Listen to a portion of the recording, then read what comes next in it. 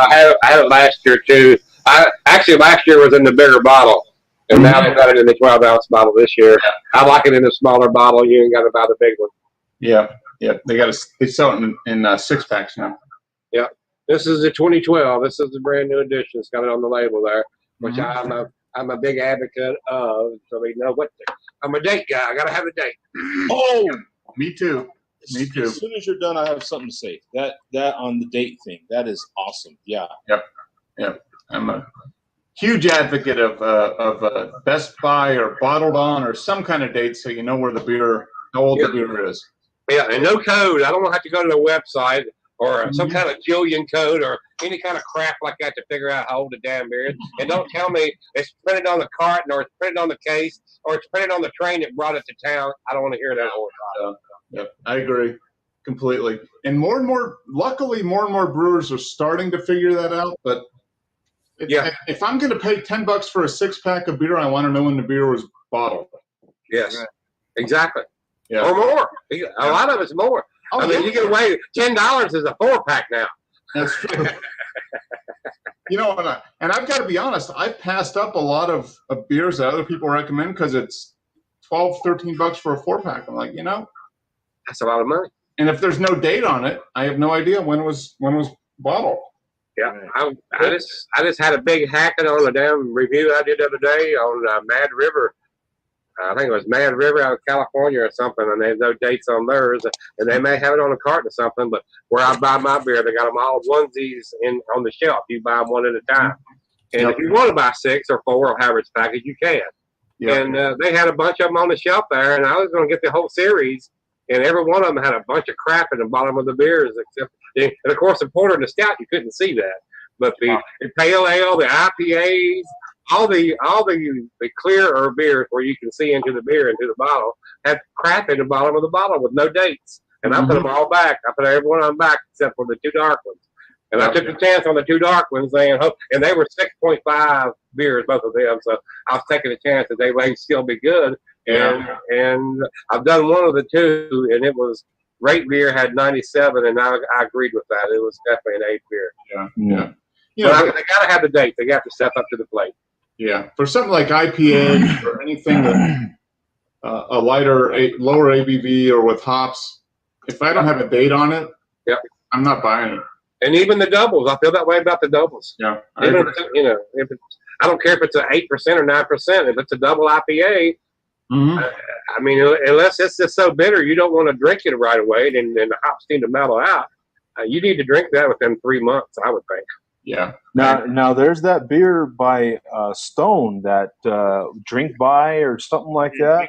92112. Yeah. And they're going to pull that beer from the places they control that. Now, a lot of the mom and pop shops, they're not going to come pull those beers, but all the places they have control over that, they're going to pull those beers if they don't sell by then.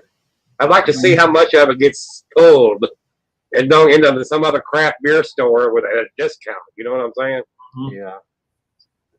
Yeah, that part will be interesting.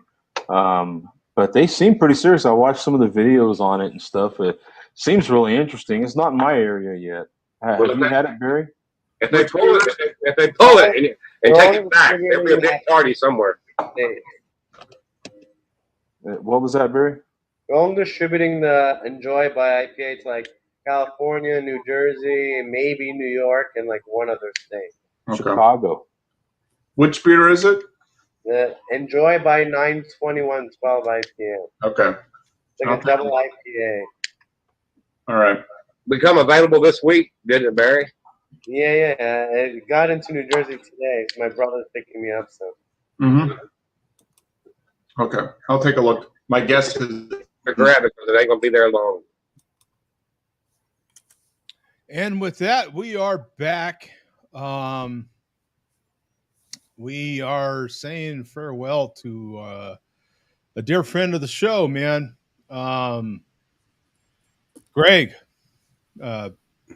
lifting a creek to old Greg, man.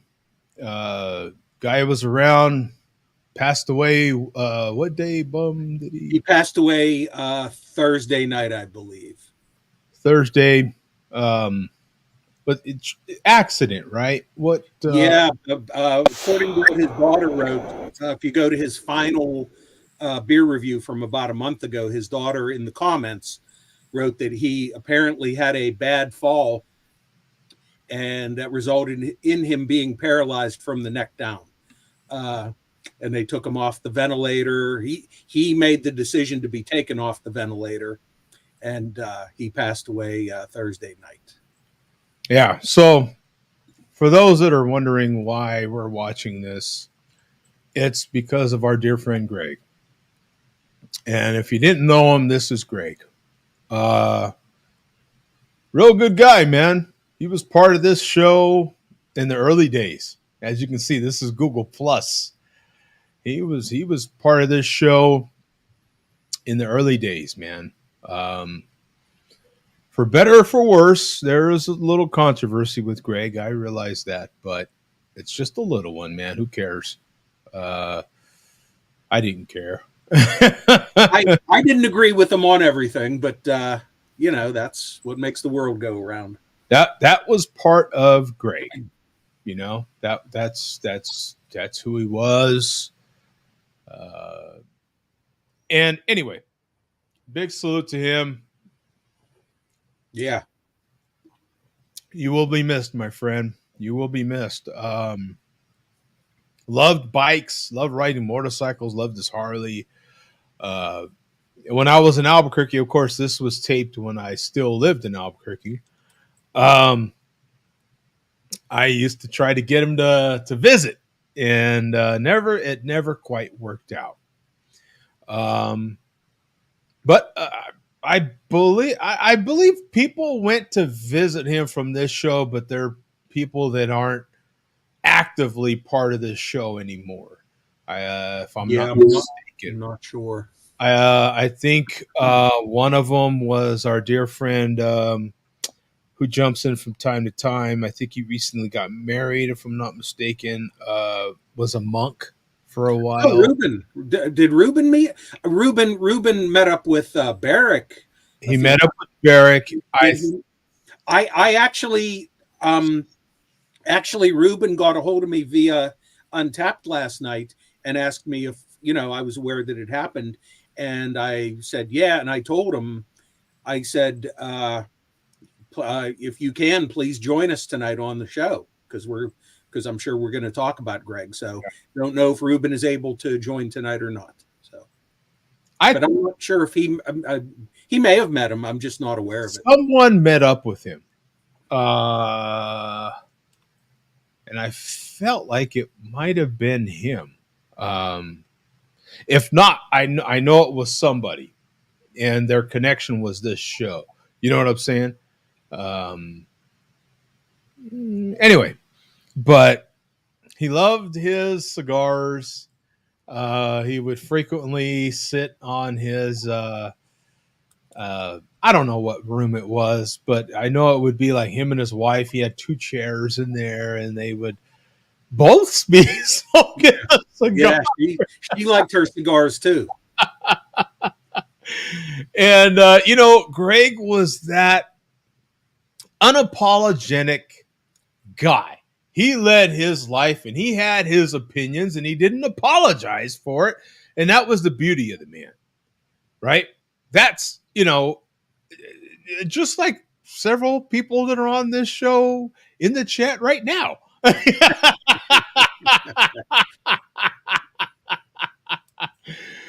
Greg knew he always had a home here, no matter what. And if I'm not mistaken, did he not get in on the show last year? Oh, it's been, no, not that I know of. It's been, because I've been here most of them. Now what we played to lead off the show was from Greg's oldest recorded appearance on the show, because the show started being recorded at like 174, and this is show 186. I'm sure he was on the show before that, because when he jumped in here, you guys knew who he was already. It wasn't like, oh, hey, tell us about yourself. So you already, I'm sure he was on a lot of the unrecorded shows with you.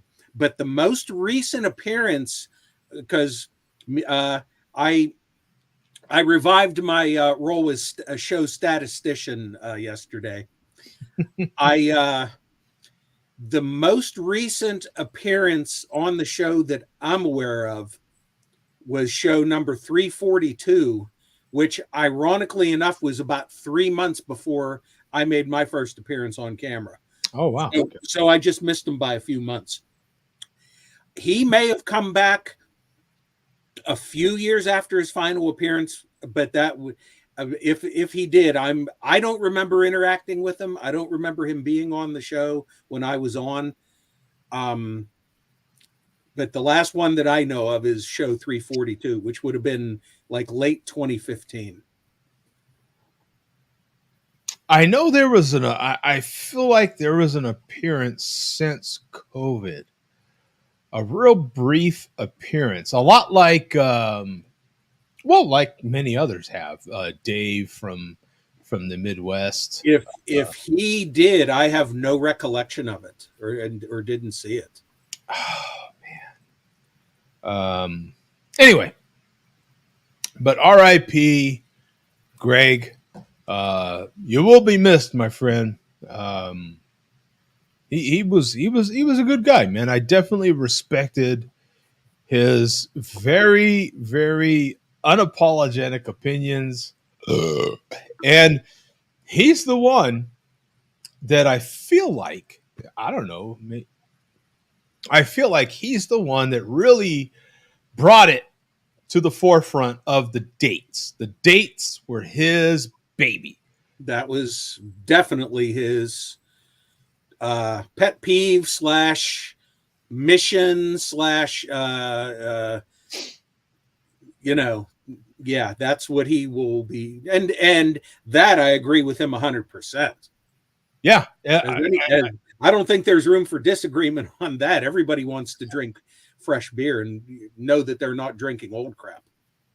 Yeah, because his overall point that, you're getting screwed because you're probably paying what at the time was top tier money. Nowadays, you'd like to pay that money for these beers, but you paid top tier money, and you were getting a product that could have been 2 years old. Yeah. I know we used to talk about that back then.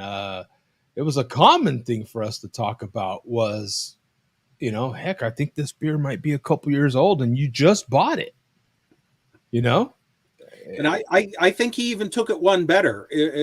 I haven't watched him.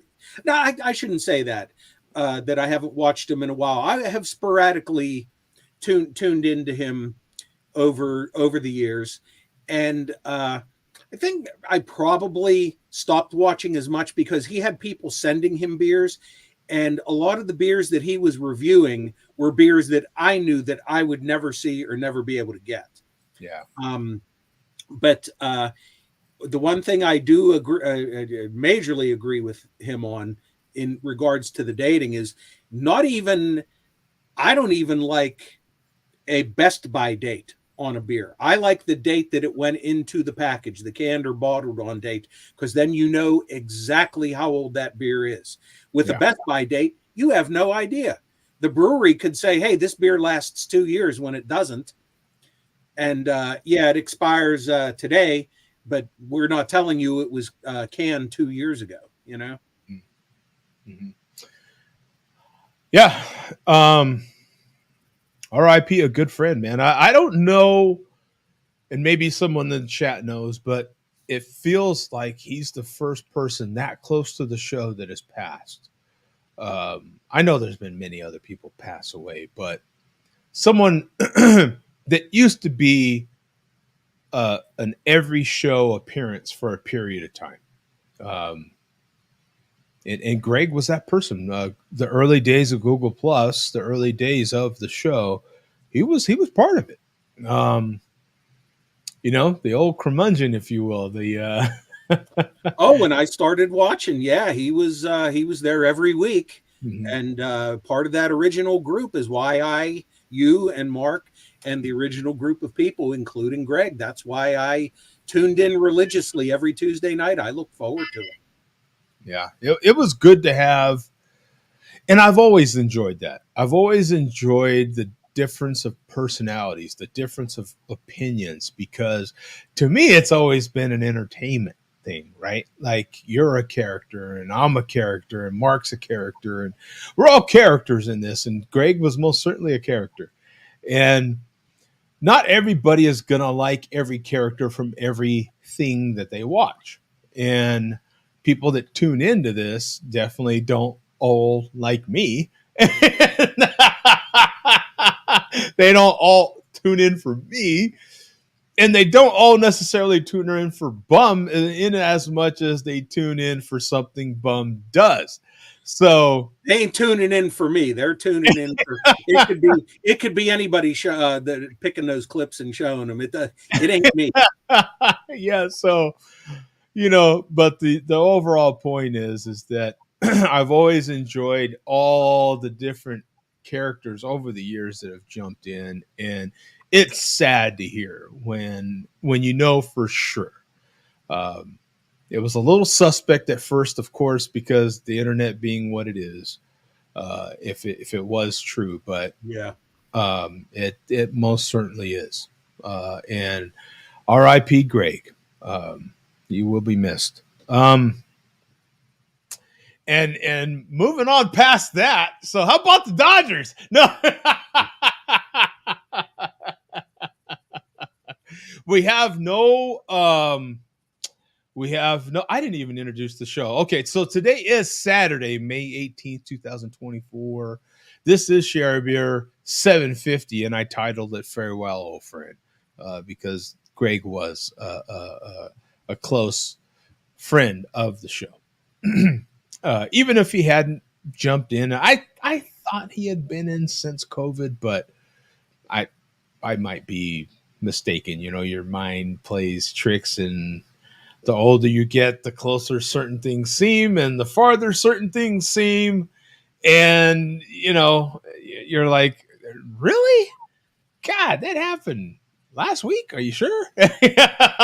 Because, but yeah, today is Share Beer 750, and it looks like you're stuck with just these two faces.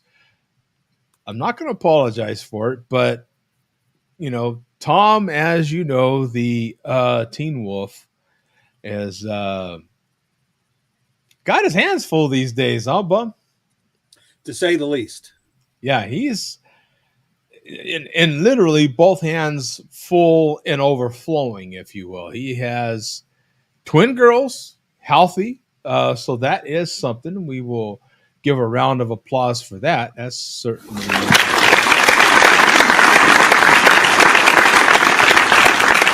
That's a good thing for sure. But he has two healthy baby girl twins and also a 4-year-old daughter as well. So he's got a lot on his plate.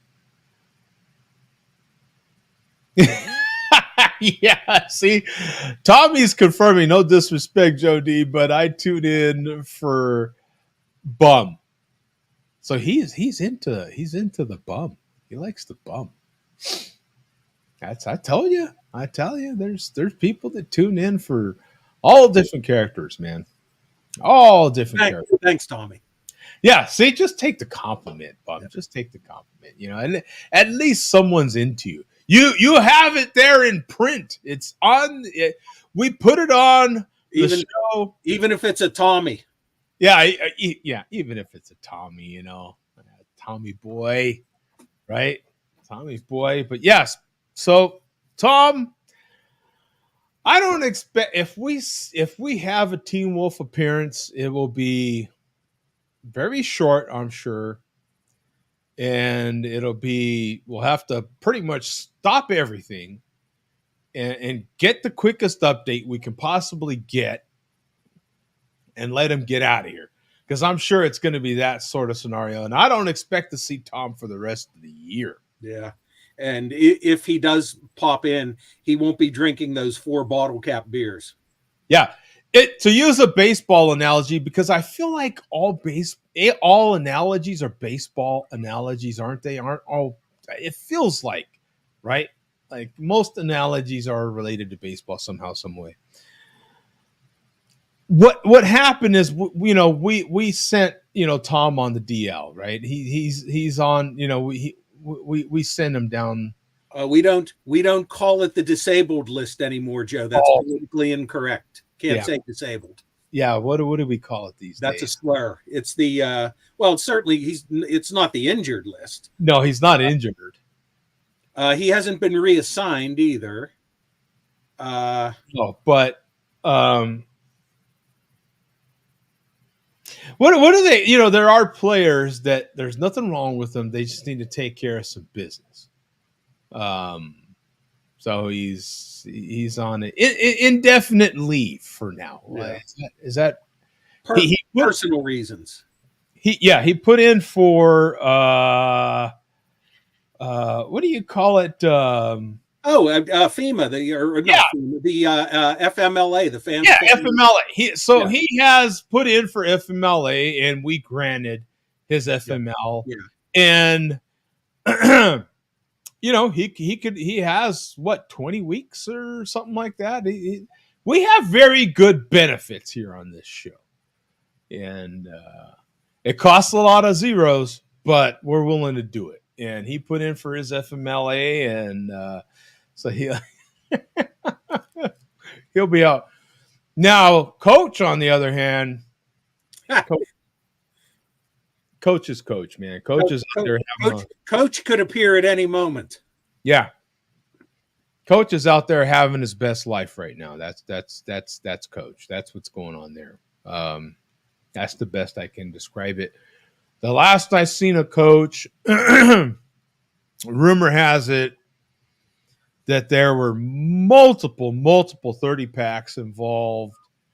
They were being ripped open and tossed into some plastic foamy thing that, and there was people, shoving their hands inside this container, grabbing these aluminum wrapped containers of liquid, and ripping open the tops and consuming this liquid, and that I believe is going to be done over and over and over again. And I'm sure that bin that we saw is going to be empty by the end of the year. Yeah, there it is. In other words, they were really working hard on their Hangover Sunday. We'll just say that. They're working very hard on their Hangover Sunday. Oh, if the viewers of the show were privy to the Hangover Sunday videos. Sometimes these, Bum, do you want to describe, give a summary of what these Hangover Sunday videos are? Sure. Like? Generally, well, not generally, always shirtless. With the covers pulled up. Yeah. In bed. Laying there. And this could be 11 a.m. Yeah. It's Hangover Sunday. And then an hour later, we're at the sports bar eating lunch and drinking beer. Yeah. Pictures of beer. Uh-oh. And breakfast may or may not be involved with some of those pictures of beer as well. So, Coach is out there living his best life. Now the pencil neck, on the other hand, this might be an unexcused absence. I was completely unaware of the pencil neck's absence. Do you want to explain the pencil neck's absence there, Mark? Bum, I'm sorry. He, as far as I know, he is back at the symphony, not the opera. Boy, for Jay Vega.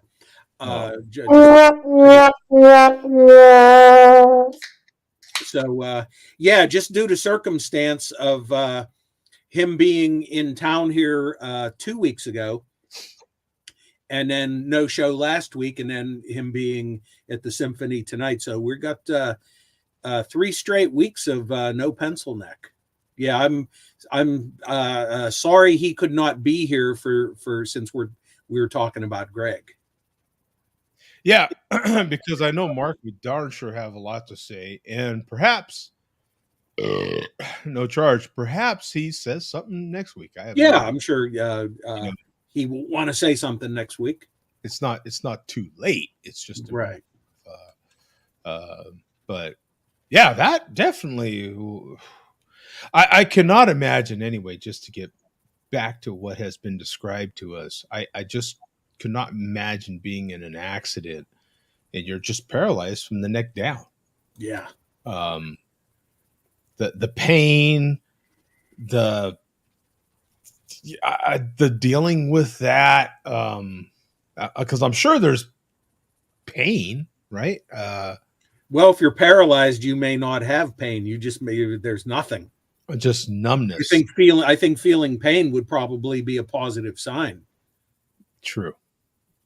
Yeah, it's just complete numbness, really, I guess, right? Like the pain would be mental, I suppose. Yeah. Yeah. Yeah, I don't even like to think about it. Ugh. Yeah. It's just so sad and completely understandable. I mean, but it leads me to something else, Bum. And what would we do if something happens to you tomorrow? How are we supposed to know? Yeah, we've discussed that before. Yeah, that's a good point.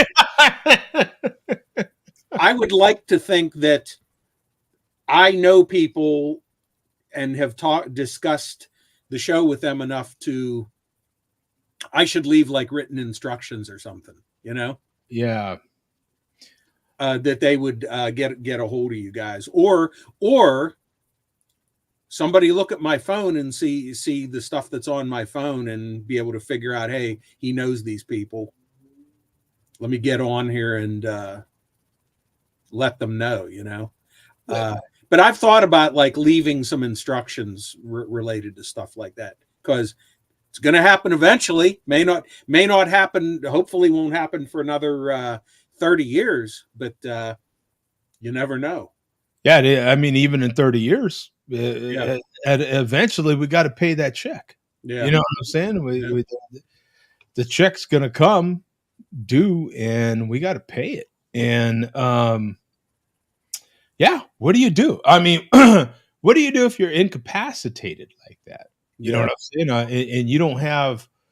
I have been in a situation where a loved one loses the ability to talk, so they can't tell you their wishes, what they're thinking. Right?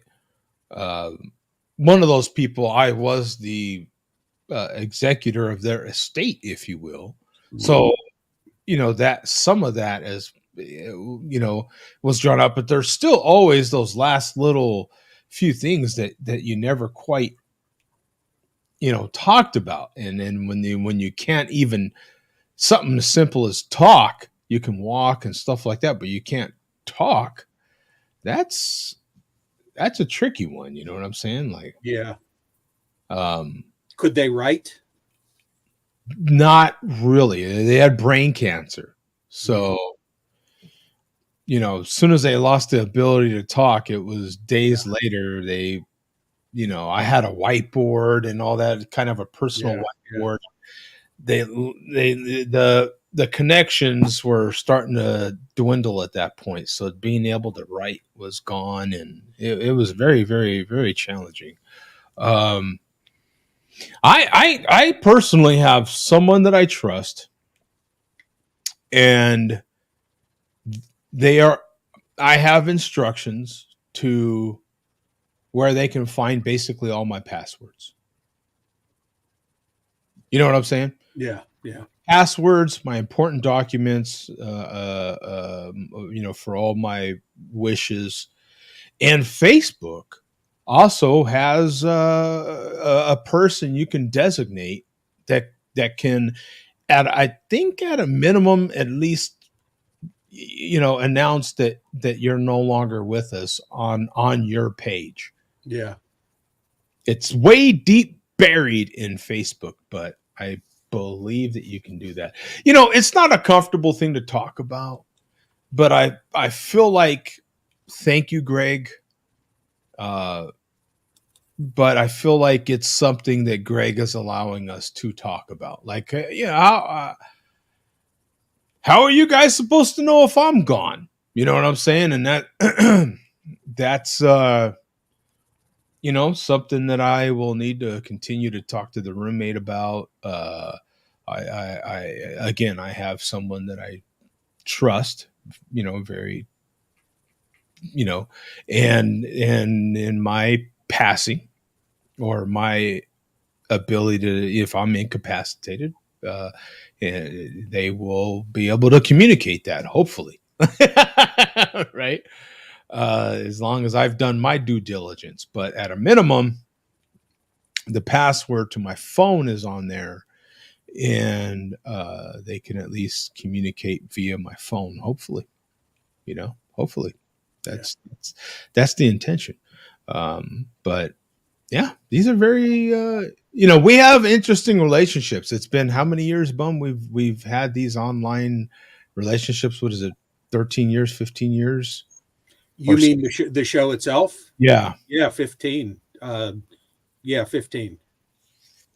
And when you're doing something like this for that long, and you man, I mean, we know a lot about each other. The audience knows a lot about us.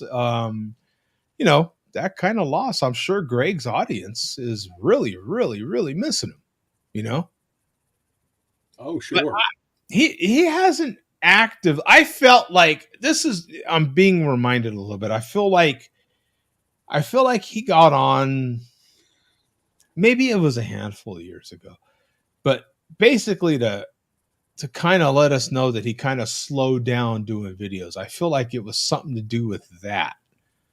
Like that he hadn't done videos at the pace that he was doing it anymore. Which was the case, but I have no recollection of him coming on here and saying that.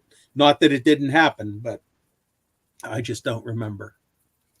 Let me post the link in here, Rajay. You're definitely someone that I would love to get your input on. We are talking about, now I titled the show Share a Beer Show 750, and I'm glad it was 750. Farewell, old friend. Our dear friend Greg, who I'm still showing right here on his on our YouTube video that he was in, passed away. I would love to hear some thoughts from Rajay if he's got some time. I'm sure Greg was an influence on Rod doing what he's doing. Mm-hmm. Yeah, and it is a little boring. I get that, but you're gonna have to put up with a little bit more of it. Is Joe talking just to hear himself? You know what? I get asked that from so many people you wouldn't believe. I believe. My dog even looks at me like, "Yo, shut up," right? Like, it ain't just you. There's walls that are like, man, does this guy ever stop? Yeah. Oh, yeah. He says, yeah, wow. Give me a few minutes. Yeah. So he's trying to find a way to, yeah, Rajay been around a long, long time as well, man. I'm sure he would. And it's funny because we haven't heard from Rajay in a while. And a few weeks at least. I was going to say not as long as we haven't heard from Greg. Yeah. A few weeks. Yeah. Rajay does pop in here from time to time. Rod had to put Mad Moeller. Rod has to put a shirt on.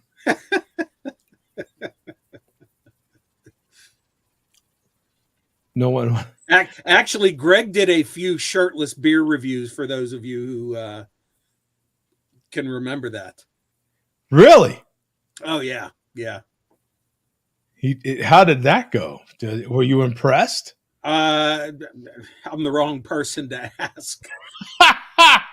Did you tune in and go, okay, wow, I didn't. I don't think I've ever done this shirtless. I think the closest to shirtless I've actually done is tank top. Yeah. The only one that I know that did the show shirtless was Tom. That one time when Tom was Teen Wolf was feeling no pain, I think, that night. What was he really shirtless? Yeah, no, he took his shirt off. I forget when it was. It was a few years ago, but yeah, he totally took his shirt off. No, I mean like he's a hairy dude. So yeah. Even when he has a shirt. No, off. he was still wearing the wool sweater, but he was shirtless. Exactly. Kind of like George the Animal Steel. Yeah, exactly. Without the green. Bum has B cups. That's probably pretty close. Yeah, no, I'm a solid C cup, minimum C cup. Yeah, and no one's gonna get to find out if I have anything to say about it. I don't know about you, Bum. I don't even like walking around the house shirtless. Are you a shirtless around the house guy? Occasionally. Are you? Man, Yeah. I don't, honestly. Yeah, I don't. I'm not a shirtless guy. Public, no. No, absolutely. No. Oh, absolutely. Oh. Like I said, I don't even like being in the house shirtless. My girlfriend asks me all the time, what's the big deal? I'm like, nah. You know, sometimes, like, if I just need to go from the bedroom and grab some out of the kitchen real quick, or, you know what I'm saying? Like, or sometimes when it's super freaking hot here, man, and I just feel like, you know, sticky, or, you know what I'm saying? Like, and I'm like, yeah, that's usually the case with me when it's really hot. Yeah, if it's really hot, like right now, it's 101 degrees here. It is Phoenix, so, you know, you can expect hot. Oh, Jodie's head is a Reese's cup. Yeah, Reese's cup. Yeah. Talk about setting the bar high, selling bumpers. They will cover up my black eyes. I believe they were $35. You can't afford a salary. By the way, welcome back to 40-ounce Causer.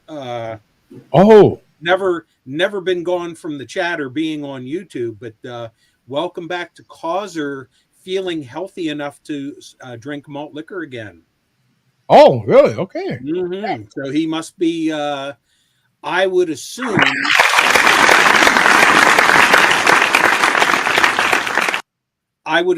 on the road to recovery, if he's drinking malt liquor, because he has been very disciplined. Good. For like the last year and a half. Good. Well, that's good to hear, man. Yeah, absolutely. Yeah, I am that guy. Jody is the guy with the t-shirt in the swimming pool. Yeah. Oh, yeah. I'm that guy. Yeah.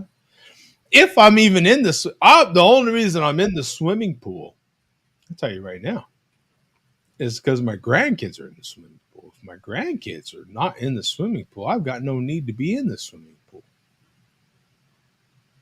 Causer is like Jody, just loves to hear himself talking. Well, you know, what's wrong with that? Now, Causer is given up and accepted the inevitable. So what does that mean? What? No, I don't think so. He in the later on we'll play a video clip of him. He looking obviously still down on his weight, but looking and really sounding strong voiced and shit talking to the level that he used to. He says, "We will all die." Yeah, we're going to die. That's for damn sure. We were all born to die. It's gonna happen. That's The moment you're born, it starts happening. yeah. Yeah. That's definitely going to happen. Well, I'll tell you what. We're going to get to Billy D and see what he thinks about all this. Oh, yeah. I'm sure Billy D misses Greg as well. I don't know if Billy D came, several years later, but he might have. There is a Greg's beer review where he drank Colt 45. Oh, really? Mm-hmm. Yeah. Wow. Actually, I wasn't planning. I had this on standby. I didn't know if you would want to play it or not, because it's the Wise Men's Committee who messed with Greg's videos, but we have Rajay jumped in. Let's yeah, okay. Let's get his opinion real quick. Yeah, hey, yeah. Rajay, how you doing? What's good, man? What's going on? I don't want to interrupt the malt liquor report. I know that's that's fine. We can do that later. No, how did you? What did this just happen? How did you guys like? It did. I found out because I sporadically go back to Greg's reviews, every couple months or so. And a few weeks ago, I noticed that it had been a few weeks since his last video, and he did a religiously. Hey, whoa, got the full through now. Greg would do a review religiously once a day. And I noticed even at that point, it had been 2 weeks since he did one, which was weird. So I went back about a week ago and still no new reviews. And I went, read the comments, and his daughter posted what happened to him in the comments. Oh, wow. So since then, for the last week, I've been keeping up, seeing if I could find an update. And she posted an update in the comments last night that he did indeed pass away. And there, if you Google Greg Puckett, you will see his obituary online. Wow. Was it something sudden that happened, or was it like he was involved in some accident and he ended up paralyzed from the neck down? Oh, wow. And he decided to be taken off the ventilator. Yeah. Wow. So I wonder if it was like a motorcycle or something. I think he used to ride bikes. I believe. Yeah, so I wonder if that was the case. She didn't specify what type of accident. I'm sure she doesn't want to talk about it really either, to go too deep. I mean, no, I wouldn't. He was 67. Yeah. That's so young. He was one of the OGs. I mean, as far as the level I put it, I mean, when I first started on YouTube, or started first looking at YouTube, even to kind of pick up stuff, it was Greg and it was Joe. Really, I mean, those were the first two. You and him, like the first two, I actually kind of saw and took an interest in if I was going to do something like this to kind of check out your guys' channel. So it's kind of like, yeah, he's like a legend, Yeah, So yeah, definitely. it was like you two and like Simon overseas that were kind of like out there doing stuff. And it was like, I remember Joe's first thing when it was the Guinness one that had me cracking up when you did that old Guinness one back in the day. Like, who's this Joe guy with this Guinness beer? He's laughing and having a good time. But yeah, it was awesome. So that's why I started watching. Yeah. It was but yeah, I mean, I talked to Greg a few times over the years and stuff. And as far as like subscriber status, he was definitely one of the bigger beer tubers. In status, I think I might only know like maybe one other person. They were out of the UK that got over 100,000, but Greg was like around 72, 73 or something, I think, and had a loyal following. And I was actually hoping to maybe catch up with him at some point, since now I'm in Maryland and he was down in Virginia. And crazy, Over 4,000 reviews, which is insane. That's incredible on its own. It's incredible, yeah. And the pace he had. I mean, that pace. He slowed down and he was still out producing a lot of people that were starting up. His slowdown was faster than people that were just getting started. I believe he had a heart attack a few years ago, and I think his doctor said you should only drink one beer a day so he can continued to make that beer his review. Yeah. I think he had a knee thing at some point too, as well. So he had some. Yeah, you're right. I think there was a knee thing, and that also slowed down his motorcycle riding, if I'm not mistaken. Yeah. Wow, hate to hear that. I mean, 68. Back in the days, his whole fridge used to be filled. Remember that? Like the whole thing, and then now, like lately, it was just like one little spot. You'd have like 5-6 beers. You can kind of tell he's kind of slow down a little bit.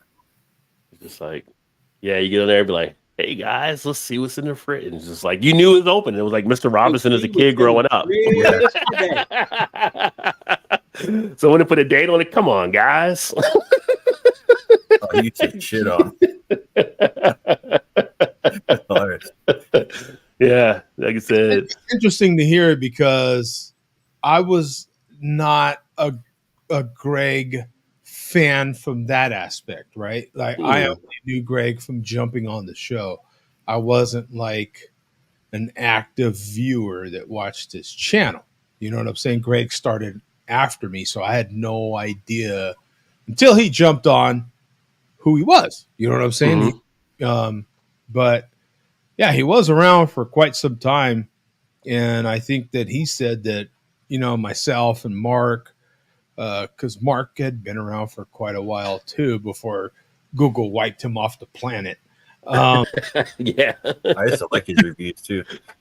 I mean, I thought Mark was so good at the time. You know what I'm saying? And then Google just said, "No, you're done, son. That's it." God, that is like crushing right there. Like, oh, we hit the button and you're out. Like you're done. Like through your wipe clean. He was like a Mr. Rogers. He'd like be sitting on his couch. Yeah. Have a bear. Yeah. It was you're right. And he'd be in a chair sometimes, like a comfy chair. Yeah. Yeah. And he did have a Mr. Rogers approach. Yeah, it was kind of that feel, right? But Greg definitely not. Greg was unapologetic. This is my opinion. You like it or you don't, right? He was the old man. Get the hell away from my lawn. I'm type of guy. Not get off my lawn. Get the hell out of here. I don't care where you go, but you gotta get away from here and do it fast, because I'll put one in your ass. You know what I'm saying? He was that old man. Greg was who he was, and God bless him for it. You know what I'm saying? I definitely appreciated his bold opinions on stuff. And I think the four of us can agree, even the cats in the chat can agree, that what he did for all of us was put dates on beer on the map for all of us, I feel like. Oh, for sure. That was his contribution for most of us, I feel like, right? But he made it known to a lot of breweries too. He'd have breweries shipping him beer and stuff, and like, yo, put the date on the can. Like, what are you doing? What's funny is that video, the video we watched at the beginning of the show was like 12 years ago, and it's still a problem. Yeah, still an issue. There's stuff, tons of stuff that I want to buy just based on what the beer is and the description of it and the style. And I'm reaching the point where, unless maybe if a single can is available, I might take the chance, but I will never, ever buy an undated 4-pack ever again. Yeah. Even like Lagunitas, they'll put like a code and you won't even know. You can't even tell. You'll look at it and it's just a random code. Like, that doesn't make any sense to me. So I'm definitely not going to buy it. Yeah. It could have been sitting there for 2 years. Rod, so what kind of risky activities are you doing these days, man? Are you... Well, I had to put a shirt on, apparently, according to the viewers here. So. Yeah. Whatever you do, man, don't go around with your B cups hanging out, bro. Right. Just trying to keep busy, trying to do different stuff, trying to do a little bit different, doing a little bit of a rebranding with the channel and a few things, kind of taking a little bit more serious this year, getting more involved on stuff. Actually, I'm in the midst right now going back and forth with North Coast Brewing, supposed to have their assistant brewer come on the show, but they sent me their Westward Whiskey Barrel Aged Old Rasputin. I ran a PR release for them, and they were like thanking me for it. And they're like, and I was like, hey, you get somebody on from the show anytime. We'll talk about Old Rasputin, and we'll talk about North Coast. Everybody knows them. They know all the beers you guys out there, not just that one, but all the other ones. And they were like, hey, let's go ahead and get you a bottle of this, and we'll see what we can set up. So we've been kind of going back, trying to coordinate times, me being East Coast, them being West Coast. So that's been kind of in the mix there. But working with a few other breweries, looking at having them come on and do some stuff. Working on another potential coalition of YouTubers that one of the guys starting up out of Chicago, like a media type group that we're throwing some stuff up there to kind of connect people in. And we can talk to breweries and say, hey, you know, you got this beer here, but you guys are more national. I got people in New York. I got people in California. I got people in Michigan, you know, and maybe get that stuff out to other people now so they can tell stories of the breweries. So got a little bit of stuff happening when I'm not working, right? So it's all about working. But yeah. And then when I'm working, I'm flipping through stuff and I'm getting hungry because I see Joe popping up on his Joe D grilling. Oh, you got the new smokers in the house, and here's the ribs, and here's this, and here's that. I'm like, dude, you're killing me over here. Yeah, definitely. I stay busy. Congrats to your success on that too, by the way. Yeah, I appreciate it. You know, that I take that super, super, super slow. You know what I'm saying? So I'm not concerned about orders at this point. I don't need like, oh yeah, I need to constantly getting, you know what I'm saying? Yeah. Because I'm really creating my retirement job. I am a year or maybe 2 years away, but that's nice. A year away from retirement. And so that's what I'm really working towards, right? So yeah.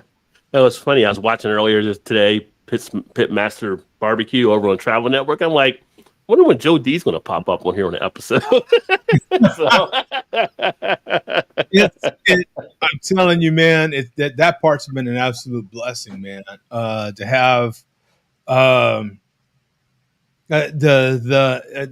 my sister has been telling me forever to get on TikTok. She's like, dude, the stuff you're doing would really blow the hell up on TikTok. Yeah. And I have to admit, man, she's probably right because the TikTok channel just in a couple months has been taken off. It's been doing really good. So nice. Nice. Not that that's super important to me, but you know, it's interesting. It's interesting to me. You know what I'm saying? So it feels like a little bit of the old days of when I first started on YouTube. It feels a little bit like that, but because this took off in the old days, right? In the very beginning of YouTube, when, you know, having 10,000 followers or 15,000 followers was a freaking big deal. Now that got to be 10, 15 million before you're ready. Well, you know what the funny thing is about YouTube? Because you look at everybody like kind of, everything's being segmented out. People are jumping on TikTok. People are doing the Instagram reels. People on the YouTube. Overall, consistently, if you do make it big, YouTube actually rewards you more revenue-wise. Yeah. But what they're finding now from a lot of the companies working with YouTubers, they're actually working more with the small to mid channels than some of the larger channels because there's more of a loyal following. It's more of a loyalty taking place and stuff. So don't knock it if you're not huge yet because you still might have some good opportunities. And you have people out there with a few thousand followers that are cutting deals with companies that are getting them in as sponsors and everything. So I've found it interesting already. I can tell you because it's not. I get a lot of offers. I still do. I turn them down all the time. I still do. I'm not in it for that. I'm just not. As you know what I'm saying. So on TikTok, I've had Royal Oak reach out to me already, and I don't even use Royal Oak. You know, I do use Royal Oak lump charcoal. Yeah. Those that don't know, Royal Oak is a charcoal manufacturer. for those people that literally do not grill or smoke or anything, you have no idea what the hell a Royal Oak is. That's who they are. I never heard of them. I always think of Kingsford when I think of charcoal. So I never heard of Royal Oak before. Oh, okay. Well, they're another big boy. They're If Kingsford is the Budweiser, the Bud Light, then, and they are, hands down, there's no doubt about that, then Royal Oak would be Coors. Okay. Yeah. Yeah. Royal Oak might be, yeah, Coors. I would say. I was going to say maybe they're Pabst, but no, I wouldn't. I wouldn't say that. I would say the one that I actually use, B&B, is the Pabst. You know how some people are just right bum like Pabst. Is that like that one brand that you're like, oh man, yeah, I need to revisit that one. They're that memory beer. I've always called Pabst the memory beer because that's what it is. You remember? They call that's actually like a term now. They call them legacy brands. Yeah, Yeah. They're all brewed by the Pabst company now. The Pabst owns all those, like Lone Star and Rainier and portfolio. Yeah, right. Schmidt and all those regional ones. Yeah, that's become their deal since their rejuvenation, right? Since they're right. Schaefer, bunch of others. Yeah. So, but B&B is that kind of niche brand. They're the charcoal I use. But anyway, I had Royal Oak reach out to me, and Royal Oak sponsors a lot of your champions. Man. They sponsor a lot of your guys that do competitions. I just will not do competitions. That's not my jam. I'm not that. That's not my jam. I'll just say that. I'm not going to insult competitions. They're there for a reason. If you do competitions and you do good at competitions, you place top 10 consistently, you will have a big name. You'll have, make lots of money, and you'll be that person, right? Yeah. That'll have your spice blend in Walmart. And that's what everybody wants, right? To have their spice blend in Walmart. Because that means you're at a particular level and there's a lot of commas in your account. Let's just say that, right? So it was kind of cool to have Royal Oak reach out, but I'm like, I don't necessarily, I'm not, I've had breweries reach out, I've had others, beverage companies reach out. I've had other manufacturers of stuff reach out recently, man. And I'm like, you make this product. It's cool. I'm not saying that, but what the hell? I need binoculars to drink beer. You know what I'm saying? What does that have to do with drinking beer or barbecue? It's got nothing to do with it. You know what I'm saying? So I turn down most things. You know what I'm saying? Yeah. For me, it's just never been part of, I just don't, whereas other cats, they free shit. I mean, it's a choice you make, right? And what I had New Air years ago. They sent me a beer fridge. Like, who doesn't need a beer fridge? Check it out. And it's like, hey, just check it out. Listen to what you think of it. Share it like on your channel, whatever like that, and everything. And it's a cool little fridge. Still got it now. Got it for 10 years ago or so. Whatever. Not even 10, because I only started showing in 2015. So it was about 2016, 2017.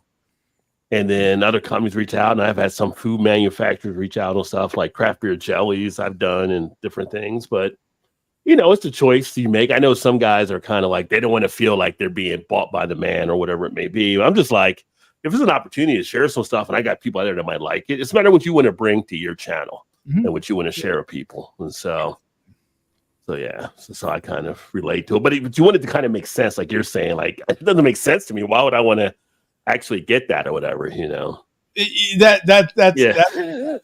my thing. It's like, trust me, that's something cool, but I don't know what that has to do with, me, before I start a video, because that's what they typically want, right? Like, we're going to give you this thing and we just need you to make a video or put it in the front of a certain amount of videos, right?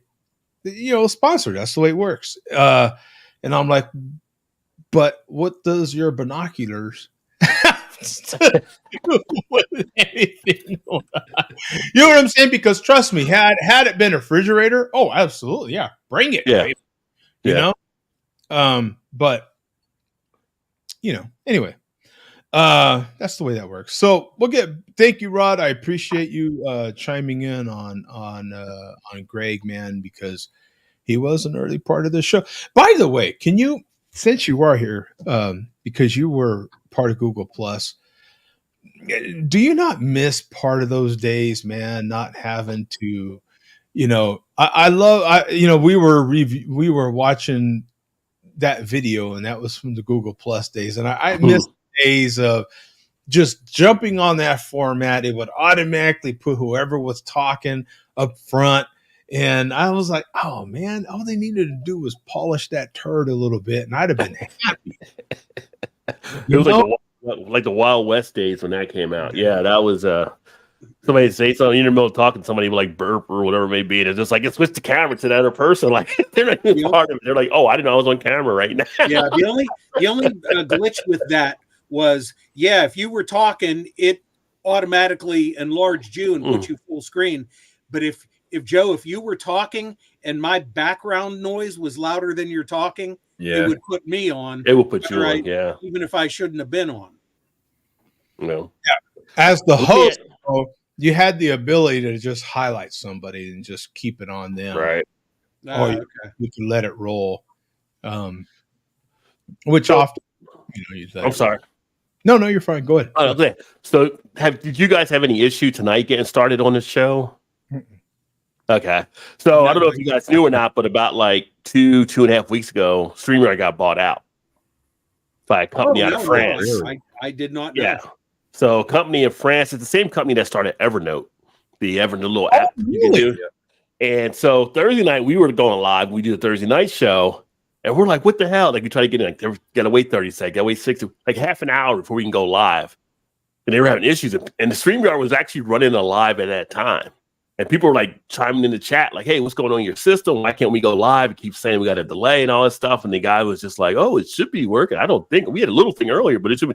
And it's like, I'm like, it's been less than 2 weeks and you guys are screwing up the company already. Like, come on. Like, so I wanted to see if you guys had any issues tonight or anything like that. They may have fixed whatever it was. Yeah. None. It was business as usual, right, Joe? Yeah. Wow. I had no idea that this happened. Yeah. Did they send an email out? I feel like StreamYard did stuff on the StreamYard channel, and I think they did. I think they did send an email out. If you were a StreamYard owner or user to the program, they sent emails to people. It's guy introducing himself as being a new CEO and what they got plans and stuff. So they're working on other stuff to do with it. But yeah, Geege and I forgot the other guy's name. They took the payout, and just like a craft brewery, we're out. Well, I mean, that's why they start stuff like this. That's why you make a business. To bought out. So I don't fault them for that. At least no, not at all. It's a great platform. Yeah. I mean, when Google Plus was going away, man, I was in a panic. I was in a panic. I was like, where? And I know you were using like OBS or something like that. I had OBS, but OBS, I never got into bringing people on that one. Then when StreamYard came out, I was in between go with StreamYard or go with Restream. And Restream was having issues on their end, and StreamYard ended up filling the gap nice and easily. There was like, I just went with that instead. But yeah. See, because I was in a full panic. Because of you, I believe I tried OBS, but it felt too complicated for me at that time. And the Pencil Nick is the one that found this for us, at least. And he found it. And I feel like I was like, hell yeah, let's go try it. And then I feel like it was a week or so. And then I paid for the membership. And God, it feels like everybody just jumped in line with StreamYard after that. It feels like, oh, hell. Well, including all the malt liquor drinkers who did live streams. Coincidentally, they all ended up on StreamYard. Wonder how they found out. Yeah. Yeah. That part's but the Pencil Neck, if it wasn't for the Pencil Neck, I don't know where and he is in the chat saying yes, it was me. Yeah, no, it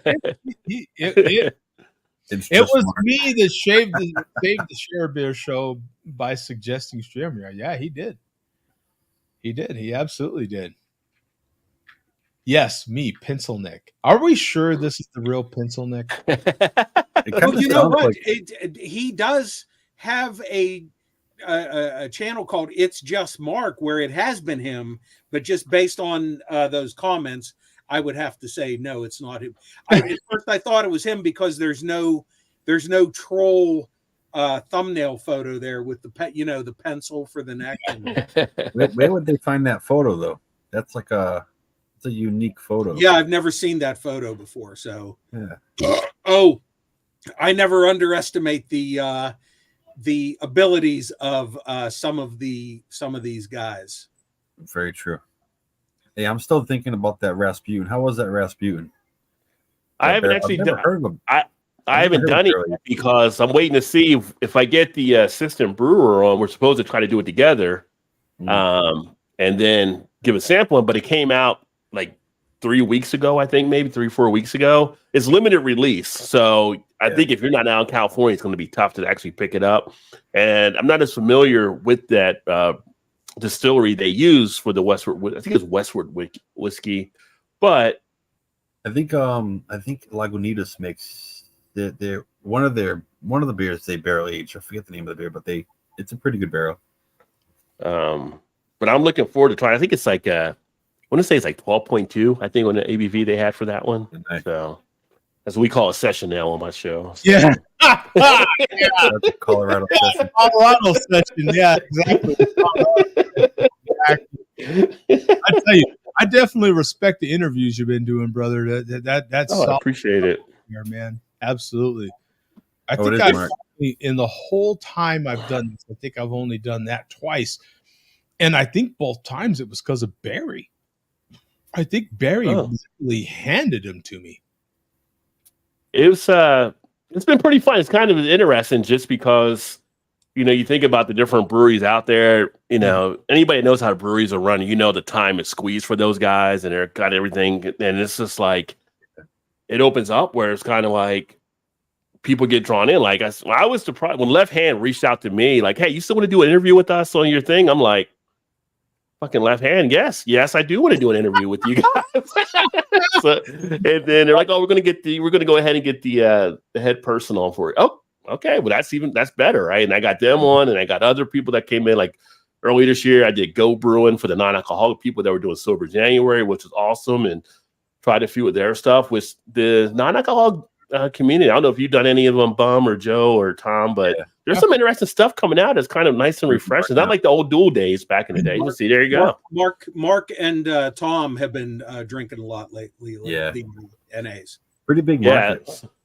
Yeah. So Go Brewing, they came on, and then I had like people that I had the Beer Diet author that came on. I wrote the book, The Beer Diet, which was pretty cool, kind of talking about different things you can do and still enjoy beer, but get that balancing your life type thing. So I've been fortunate, just like connecting with people and people watching the channel. They're entertained, I guess. I got no other. I got nothing else to say. It's like I get on there and people are like, "How long are we gonna go?" I don't know. We can go half an hour or whatever. And they're like, "Well, I guess how long are we gonna?" I'll spend like 2 hours. Oh yeah, I got more time. It's like people. It's I try to make it comfortable for people. Yeah.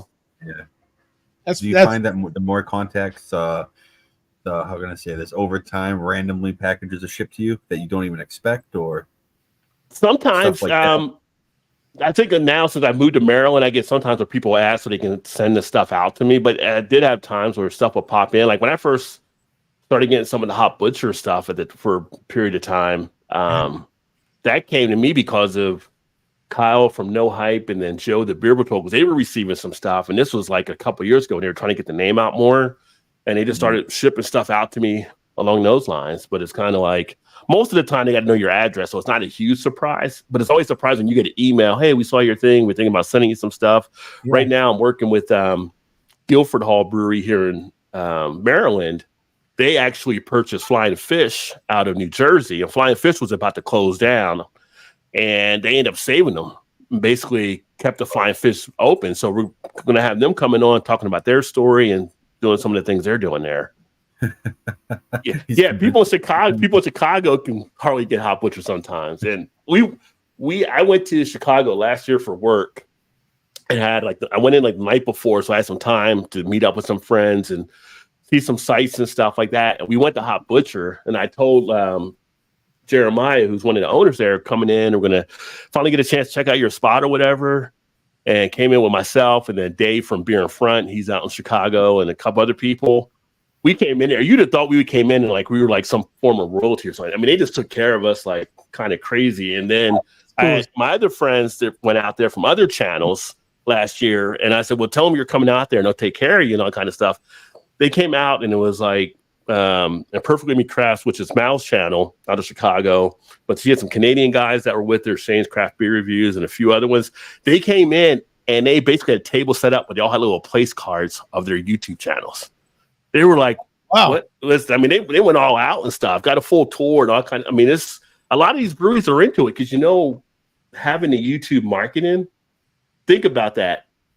They don't have to hire people to get a market out there. They're not paying for in-stores for people. They're not paying a fee. They're not. So for them, if they can get marketers that are telling their story for them, it's going to just be, hey, check out this beer. If you like it, maybe do a review or whatever on it. It's an easy win for them. It's just the shipping and the price of the beer. We were talking earlier about, turning stuff down and all that. Because I realized years ago that, all I'm doing is being a commercial for you. You know what I'm saying? So there's got to be a lot more in it for this guy, right? Yeah. And so that was one of my main reasons why I just started turning stuff down. Because I realized that me doing a review is just a commercial for you. You know what I'm saying? That's all it essentially is. And that's why they're so quick to, oh, hell yeah. You want more? Here's samples, right? And oh, yeah. And like Tom said earlier, the random beer showing up. Yeah. Hot Butcher's one of them. I had no idea that was coming. It just showed up. UPS driver, here you go. And that's one of the examples was, and trust me, that was a great one. They still do a good job. They still do. But think about it, though, too, like you'll get some stuff like that, but a lot of people, there's something that you have in YouTube. I don't know if you ever talked about it before, people, Joe, but there's like a thing called imposter syndrome. So a lot of these people run the channel and they feel like after a point, they don't feel like they're somebody when they actually are becoming somebody. They're becoming a personality that people are starting to watch and people are subscribed to. But they feel like they're not really that person. But in other people's eyes, you are becoming that person. So when people offer you stuff, a lot of times it's like an easy thing. Hey, we'll give you this free, that. There's companies out there. Like I had one company, I forgot a couple, 2-3 years ago, and they were like, hey, we want to send you this product to check out with your fee to go ahead and do it as well. And I'm like, well, I mean, I can take a look at it, see what you got. And like, oh no, we're going to send $250. Sound all right? Yeah, you can send me a check for $250. I'm not going to complain about it, So there are companies that will do that. But and after a point, you start to realize your worth, and you're like, yeah, I can do a focus piece on this. I can do a focus piece on this and Facebook and Instagram and X, and I can do it for this fee as well, rather than just a review. And companies will work with it, but hey, that sounds good for us. We'll cut you a check and do it too. So you got to know how to do the business opportunity. That's not for me. That's just my sales background. I'll kick in on that kind of thing too. You want to get more on here? I can do more for you and get your name in a lot more spots. Here's what I'm looking at for the fee. And companies will work with you to do that too. If they're serious about doing that. Yeah. If you just throw a price out, if they say no, it's like whatever, right? Yeah, you don't lose anything. They're coming to you to try to do something, right? So that's I think awesome. Mark's asking for a link. Yeah. I don't know. Oh, is he? I think so. I mean, it sounds like the real Mark. Oh no, it's not him. I'm seeing various things that he. It's yeah. I initially I said if it's not Mark, it's somebody who knows the show very well and knows Mark very well, and that's who I think it is. Yeah. Yeah, because Mark knows that there's been various links in there. And Mark not sent a link directly. Mark would not be in the chat if he's at the symphony. Tom, you had up that beer earlier, the Fiddlehead. Yeah, I've never had this one, the Imperial. I've had the that's what I just had coming back from New Jersey. I got that there, so yeah, it's pretty good. Tom. Yes. we are elated that you're here tonight, but you made liars out of me and Joe earlier. Yeah. We I said wasn't expecting. we I wanted said to be we here would for- not for see you Greg. for quite a while, and if we did, you certainly wouldn't be having a beer. So We're glad in you're the here. middle of we're in the middle of feeding time. So I fed at 6. She's gonna feed at 9, and I feed at 12. And then at 3 to 6 every 3 hours. Yeah, it's a doozy. Whoa! It It's is mine. him. What the hell? He's not in a It's symphony. me. It's He's not in me. a symphony. Were Yeah. you in the chat? Was that you in the chat? That was me. Yeah. Oh Okay, yeah, see, it sounded like Makes sense, but It's then not Mark. It's somebody that knows the show really well. What the hell? My God, it is you. I'm even way that you- questioning whether this actually is you. It is Yeah. me. See, look. too much Is this information. AI? Favorite pencil nut. This Is this AI?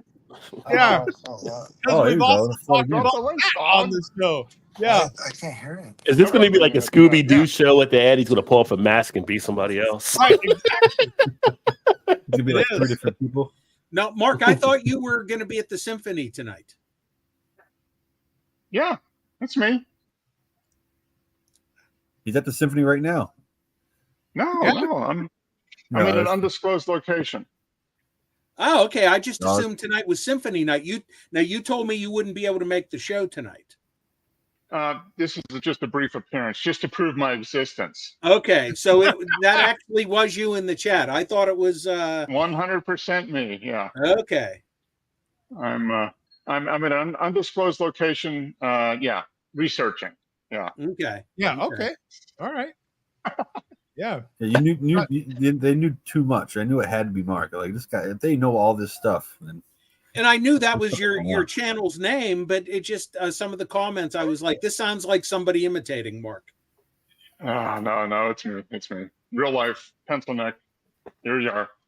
Yeah. in the flesh. So I want to say R.I.P. Greg, man. That was Yeah, sad to yeah. hear. So I did want to get my condolences into to Greg and family and everything, because yeah, that was a surprise for sure. Yeah, wasn't it? I mean, it's sad to hear that he he went that way. You know what I'm saying? Like, Yeah. But yeah, it's me. Go ahead, carry on. Feel free to carry on the show. I will watch from the sidelines now that you know it is me. So Okay, now, yeah, all right. Now, when we read something, Mark, you just can't be too careful these days. yeah, I know. Yeah. That was funny. I was telling the boss, I'm like, look at this. I'm putting stuff in the chat. But I was like, no, that's not Mark. It's somebody that knows too much about the show. Yeah, I know too much about the show because I've been on it for 750 of them. And I even I clicked on the channel and I saw your playlist related to like audio equipment and stuff, and I was like, wow, whoever this imposter is really went all out saving videos related to Mark's interests. That gives you an idea where I'm at. Oh, there you go. Yeah. Oh, you're in the great state of Texas, huh? Are you in Dallas? San Antonio. Oh, San Antonio. I'm sorry. Yeah. At least it's not Houston. It's not disclosed. It's not undisclosed anymore. But Yeah, now it's not undisclosed. Wow. Did Mark yeah. have the porn? Did Mark have the porn stash last time I was here? Oh, I think so. Yeah. Tom did for a while. I had a mean one. I looked like a 90s porn star. It was horrible. You know, Rod, we did talk about, and I think it was mostly me and Tom, really. I think the other guys were like, I can't do that. But considered for next, like the Black Friday release for Goose Island, meeting up in Chicago to try to get that proprietors. Oh, yeah. Well, I'd be down for that. I would be more psyched about going to like the having it on tap and going, you know what I mean, going to the places that are going to have it, and then getting the actual bottle. You know what I mean, being able to sit down and enjoy one. It was funny about Chicago because you guys know me all long enough. You all know about the legend of the Rod J deal. So one of my buddies, Dave, beer and friend I mentioned earlier in Chicago, one of his places, he waits like a month and a half or whatever, and they dropped the Goose Island like 50% on all their varieties because they never sell them out. Oh, nice. So he goes to it's like this Jewel is like a grocery store chain that sells alcohol, and he'll walk in there like every brand 50% off. Wow. And I'm just like, and that's right in Chicago. Like, I guess are people that burn out on it in Chicago? They're like, What, proprietors every day. All of it. Any Goose Island they had, he dropped 50% like off. local, so yeah. you have to be in Chicago to get proprietors. It's year round. Yeah, it's too much stuff in the store. They get sick of it. Yeah. So they sell to all the beer nerds outside of Chicago. Which is also interesting because this past week I actually, for the first time, had the Heady Topper and I had Focal Banger. Yeah. So I put reviews up on those, but on the show we talked about, are the wells even worth hunting anymore? Because once you get them, are they really as good as you thought they were going to be? And you find out time's caught up with various ones. That's kind of like, it's good, but it's not great. Like Heady Topper was much better for you, like 3-4 years ago. It definitely, like most brands, have gone downhill a little bit. Well, was it more better, or was it maybe your palate? Maybe your palate maybe changed because you lose taste buds as you get older, and you got other breweries that are pushing the levels now too that weren't doing it then. So I a lot of things happening. Yeah, I remember being local breweries that are doing just as good as stuff. Yeah, exactly. You get used to it. Yeah. And on that note, I'm checking out, gentlemen. Enjoy. Okay. Enjoy the show. Next week. I think I will be there for real next week. So okay. Right. Later.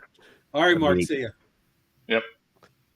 Yeah, I remember Heady Topper being much better. I've had it multiple occasions. I probably had it like 10, 15 times, and I remember when I first had it, I was like, "Wow, this is same thing with Treehouse." Yeah. A lot of their beers. Yeah, I remember that one. I was like, "Holy crap!" Is it? You do get variants sometimes that are good, but yeah. Now, when I had Julius was one of the ones I got that. Like, hey, this is as good as people said it was. Yeah. It's still good. It's just, some batches are better than the other, and one of those things. And it matters how fresh it is. Okay. I feel like this is my little.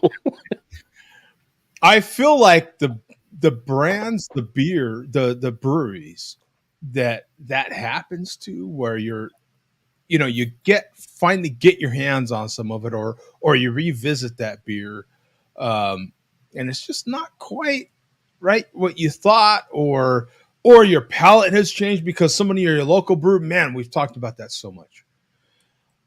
But I feel like the ones that really happens to are the breweries that are the ones that are known for their IPAs.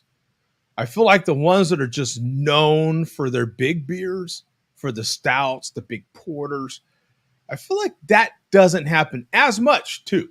What do you guys feel?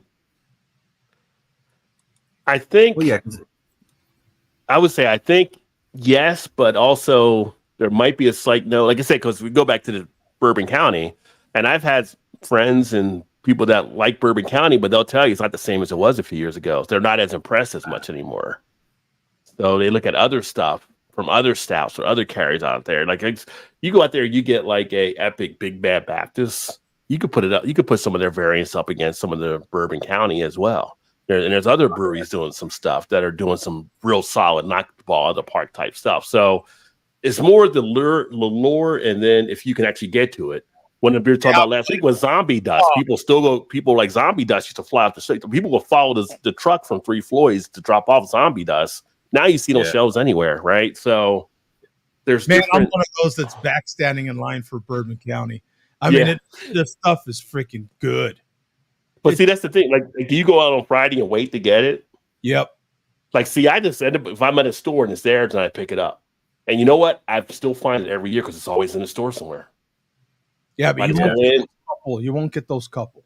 I got all 5 last year, except proprietors. Went to one store, had them all. Yeah, sometimes you get lucky. That might be your market. You know what I'm saying, Rod? That might be your market. Yeah. You know what I'm saying? Because but not every store is getting no either. Keep in mind, because Goose Island cuts distribution. If you're not selling the other Goose Island, they're not sending you Bourbon County either. As big as Phoenix is, okay, there was only one Total Wine that had those other two beers. And Lord knows I went on a big thing about it for weeks. Mm-hmm. And I went through a lot of effort to get this those two beers. Now I know you did. They were sitting on a freaking table and that freaking annoys me. And Bum had a similar experience with those two as well, didn't you? Or I just walked into the random place and they had them. Yeah. And God bless you guys for in my market, not so much. You know what I'm saying? Yeah. It so some of that depends on your market. And dear God, those two beers, I still have a couple of them in the fridge.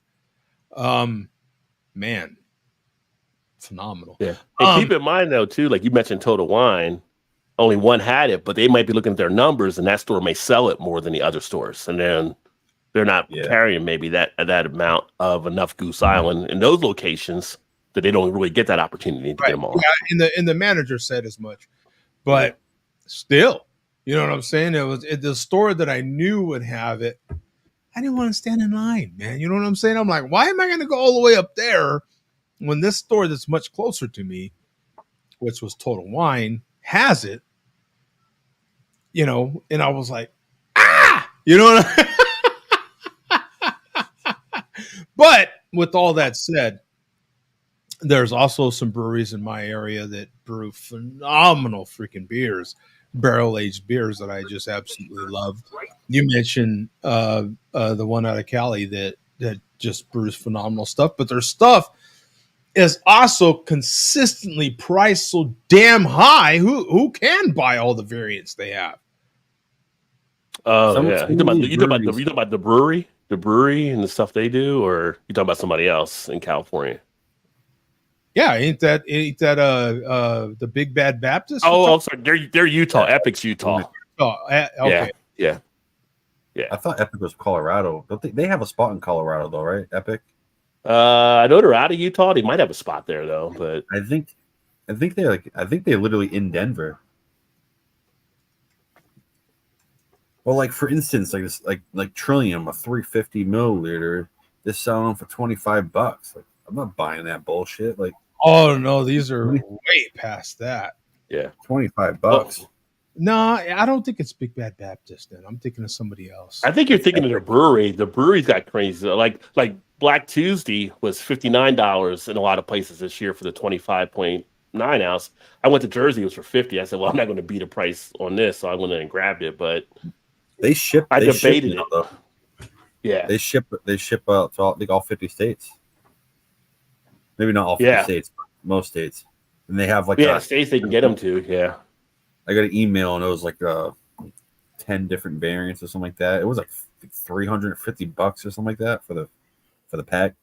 Yeah, they're definitely. I haven't really had much from them, to be honest with you, because they're just so expensive. I usually walk right past them. They used to not be as terrible back in the day, and now, their prices are definitely up there. Yeah, $35-$40 sometimes. It's like, holy crap. Yeah, that's what I'm thinking of. Yeah. But when a guy like me who pays ridiculous money for a beer is like, no, come on, man. You know what I'm saying? They're intriguing, though. They're intriguing. You're like, it looks good. But you're like, holy crap, I don't want to pay that much money. But, I looked at the thing and I was like, well, I get the Black Tuesday and I didn't get it for $50. It was a 25.9 ounce bottle. In my mind, then I'm thinking, you know what? I got the 50-year anniversary a couple years ago of Bourbon County, and that was $49 a bottle, and that was only 16.9 ounce. So I'm like, it's in a way, it's not terrible. You're going up 10 ounces there pretty much. Yeah. Right. When you start justifying, you got a problem. Like, I can get up for Bourbon County. It's one big release once a year, right? And I can get up for that. I pretty much save money for that. And so I don't worry about it too much, right? But a beer like Big Bag, God bless, every Tuesday they're coming out with another beer, you know what I'm saying? And it's 35 a whack. Wait a minute, not for their bottles, not for their. They're like they're cheaper. 20. Oh, now they're like 12, but they're $12. They do the pint cans now. Oh, not the pint, 16 ounce cans. No, But they used to do the 22-ounce bottles, and they were usually between 15 to 20, like Tom said. then it's definitely someone else speaking Yeah. about. They're always up there in their top tiers of big beers. I'm pretty sure it's the brewery because they're out of California. I'm sure that's who you're talking about for the most part.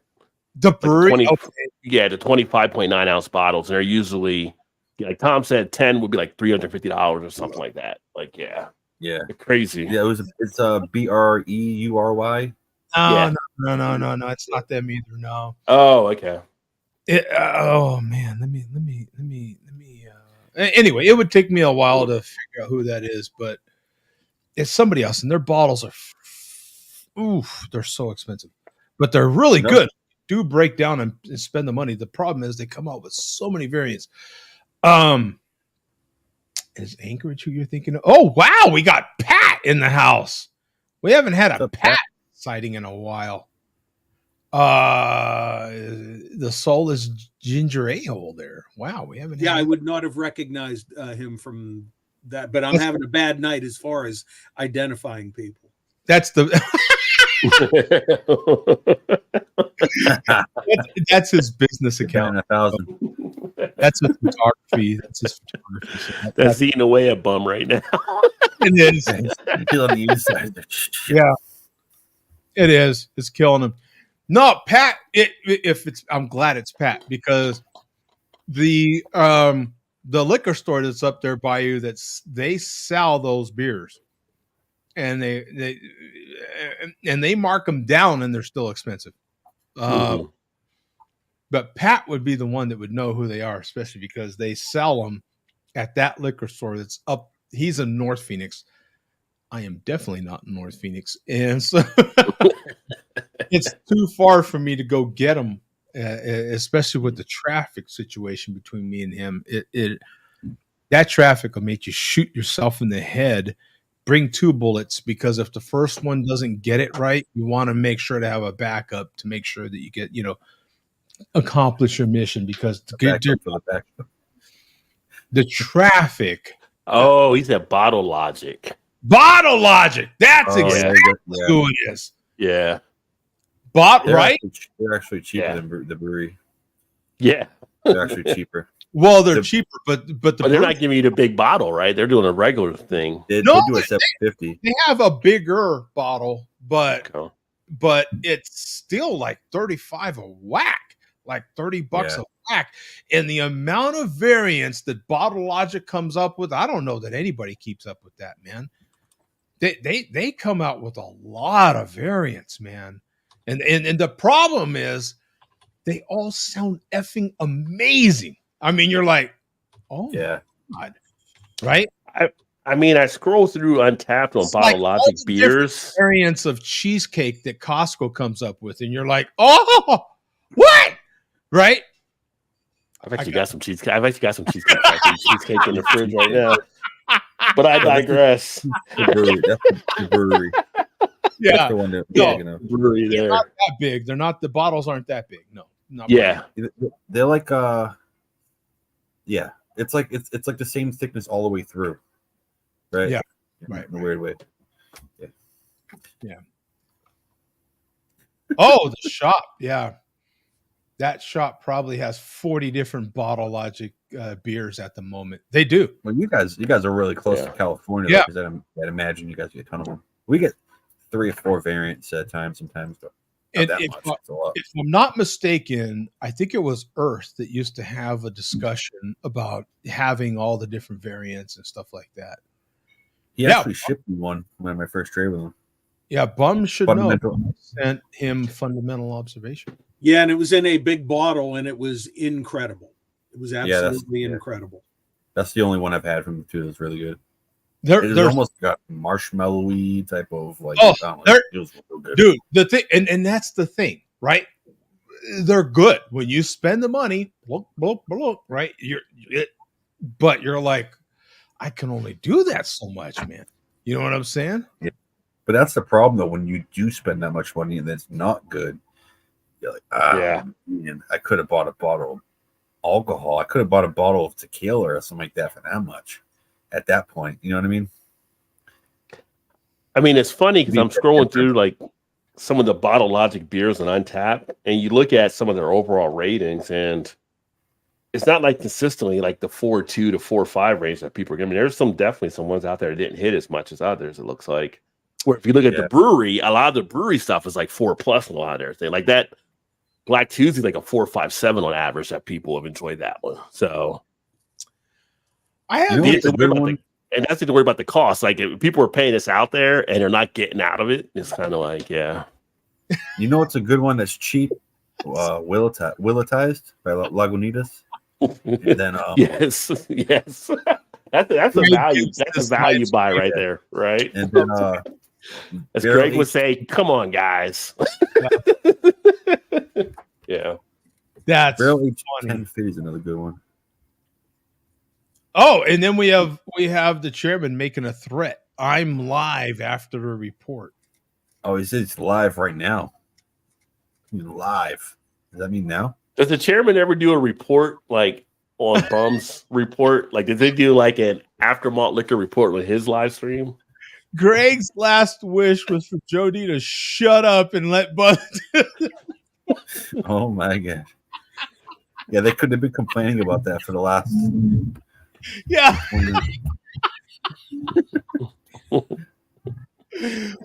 But they're all still here complaining about it. It's a community of complainers. Yeah, it's freaking great. Okay, Right. Yeah, we'll give them their wish here. We'll bring back. Let me do the full music and everything. Oh yeah, we'll bring Billy D back. Yeah, we'll go through all the motions here. And we'll relight the light. All right, yeah, because we didn't get to do the yeah.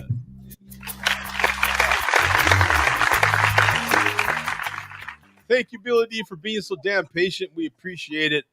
I've got the I don't know if is it a gift of gab or the what would you call it? The sickness? No, but it's all good. We're talking beer. It's all good. Mm-hmm. It's better than a gift of gab though, because and discussing Greg, which is good too. So I'm so glad you don't. I was having such a brain fart, and you know how you feel when you get that fart out of your system. Finally, you're like, I needed to let that air out, right? Like, and that's the way my head feels right now. Now that Pat jumped in and was like, "Bottle Logic, fool," then I'm like, "Oh, thank you." Oh, you know. Sometimes you need to stand up, Joe. Sometimes you just need to stand up and let it. Yeah, jump up a little bit. Yeah, jump around. Yeah. Do who was those kids that wore everything backwards? Those rap kids, and they just had that saying, "Jump, jump, jump." Crisscross. Crisscross. Yeah. Crisscross will make you jump. Yeah. So thank you, Billy D, for being so damn patient. We appreciate it, man. Well, in honor of Greg, we're going to drink a malt liquor, which does have a date on the bottom, and it just so happens that date is October 24th, 2022. Best Buy. Oh. Wow. Oh man, looks delicious. So in Greg's honor, we're breaking out a vintage aged Schlitz Bull Ice 24-ounce can. Yeah, what was it? The wow. date on mine was June 3rd, 24. From the dangerous streets of Hamtramck, Michigan. Shout out to Steve's Party Store. Oh yeah, all right. Steve's Party Store. All right. You got it from there. I feel like Steve's Party Store used to be a Blockbuster back in the day, but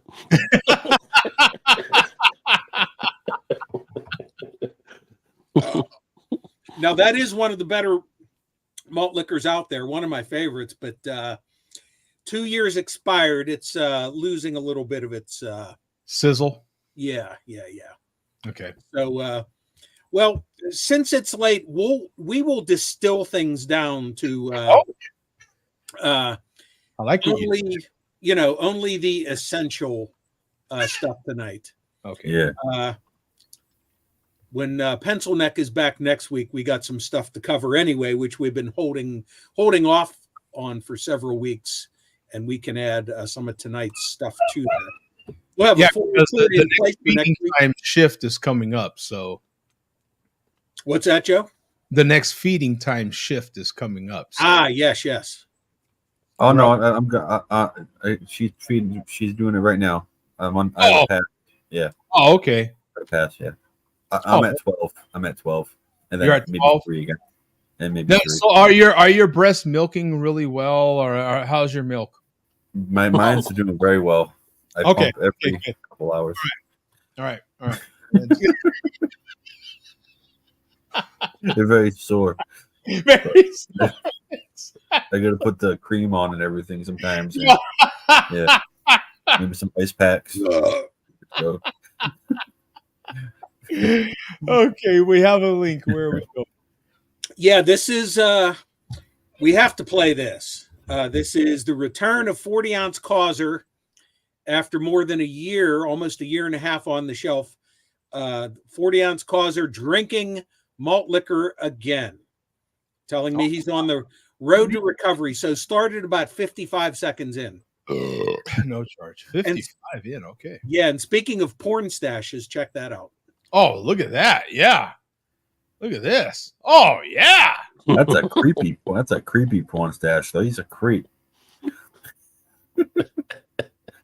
Let's get fucking something straight from the comments. Wow, it's real quiet. Hey, yo, Meister, you think it's a fucking wise idea for you to be drinking liquor after all the shit you fucking been through? I say, listen here, motherfucker. I think it's an excellent idea. Go fuck yourself. Okay. Only. There you go. There's Causers. Welcome back. Retort to everybody. I think it was Wits in her one of her disguises saying, "Do you think that's a good idea that you should be drinking alcohol after what you've been through?" So I'm sure Causer knows best. He avoided it for better part of the last year and a half. So hey, it's his life, man. You know what I'm saying? He lives it like he feels he should. You know what I'm saying? It's his life. It's not ours. Yeah. Thank God. So next we have the chairman, and the chairman had something to say about Greg. Even the chairman chimed in. Really? Mm-hmm. Wow. Okay. And we, believe me, we wouldn't be playing it if it was overly derogatory, which he's capable of, but he just mentions it here. So go to 11:35. 11:35. Okay. All right. Yeah. We'll 11:35. And of course, as always, he refers to him as Craig. Right. Yeah, because that's tradition. Right. That's traditional.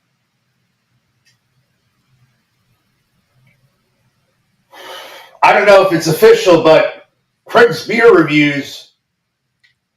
Old man Craig. 4,000 beer reviews, all craft beer. Apparently he's fucking dead. I don't know. I haven't checked it out yet, but should have made 4,000 malt liquor videos, Craig. Craig's beer reviews.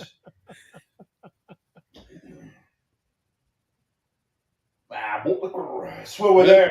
Okay, and that's it. You can jump ahead to 14:30. All right. 14:30. Yeah. I think even Craig himself would have appreciated that one. Yeah. 14:30. Here we are. Fuck you, Reggie. Oh, yeah. Fuck you, Joe D. Oh. Fuck you, Pencil Neck Mark. All right. Fuck you, Coach. All right. Fuck you, Bum. All right. Fuck you, too. Teen Wolf. Fuck all you assholes. Oh, wow. Wow, all right. We all got some of that. I definitely can appreciate that. That was a great FU to the whole panel. Appreciate it. Thank you very much. Thank you. All right. Let's see what else. We have much to pick from here. Like I said, now there is one video that we definitely have to play, but let's see what else we can get to before that. Okay, you know what? We're going to play some Vega. Now, Jay Vega, we haven't been on for 2 weeks. Vega has a new format in place with his videos. No. A new format, this guy? Really? Yeah. He has a new format whereby all his videos Monday through Friday are going to be silent, where he doesn't talk. And then the only time he's going to talk will be his videos that he uploads on Saturday. Oh, wow. Mm-hmm. And we will see how long that lasts. Yeah. We're coming up on the end of week 2. So we have this video from I believe it was last week. Now, just because Vega himself is not speaking in these videos, that doesn't mean he cannot play pre-recorded things of his own voice, like from previous videos. Oh, God. While he's drinking his used to be. So you can just start at the intro here. What's the over under on how long we think this these silent movies are going to happen? I don't know, but it's been 2 weeks, but it's also been, he said in the chat earlier, it's been 1 month since he's had a cigarette. So it's a matter of which one is going to come to an end first. Oh boy. Once you start smoking, it might come to an end. Yeah. Right. Yeah. Well, I'm sorry, Bum. Where was it again? Right at the beginning. Oh, right at the beginning. Oh, well, he blew it right off the bat. You can hear the tap. So are we just judging pure? Does it need to be silence? Or no. It's just he's not talking. He's just not talking. Okay. Yeah. All right.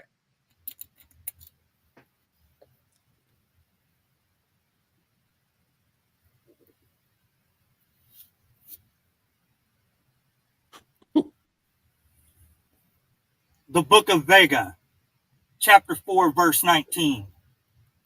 The path to malt liquor heaven is beset on all sides by the iniquities of the home brewer. Okay, so is this class? Rajay, if someone's playing a recording of themselves talking, is that doesn't count? Yeah. He's trying to circumvent around the situation. Here. Are you not still married to an attorney? Is there not an attorney related to you by marriage? Yes, there is. Yes, there is. Yes. Would this person argue on this other person's behalf that this is technically in the realm of them not speaking? Well, we get into the whole Clinton definition of is. So.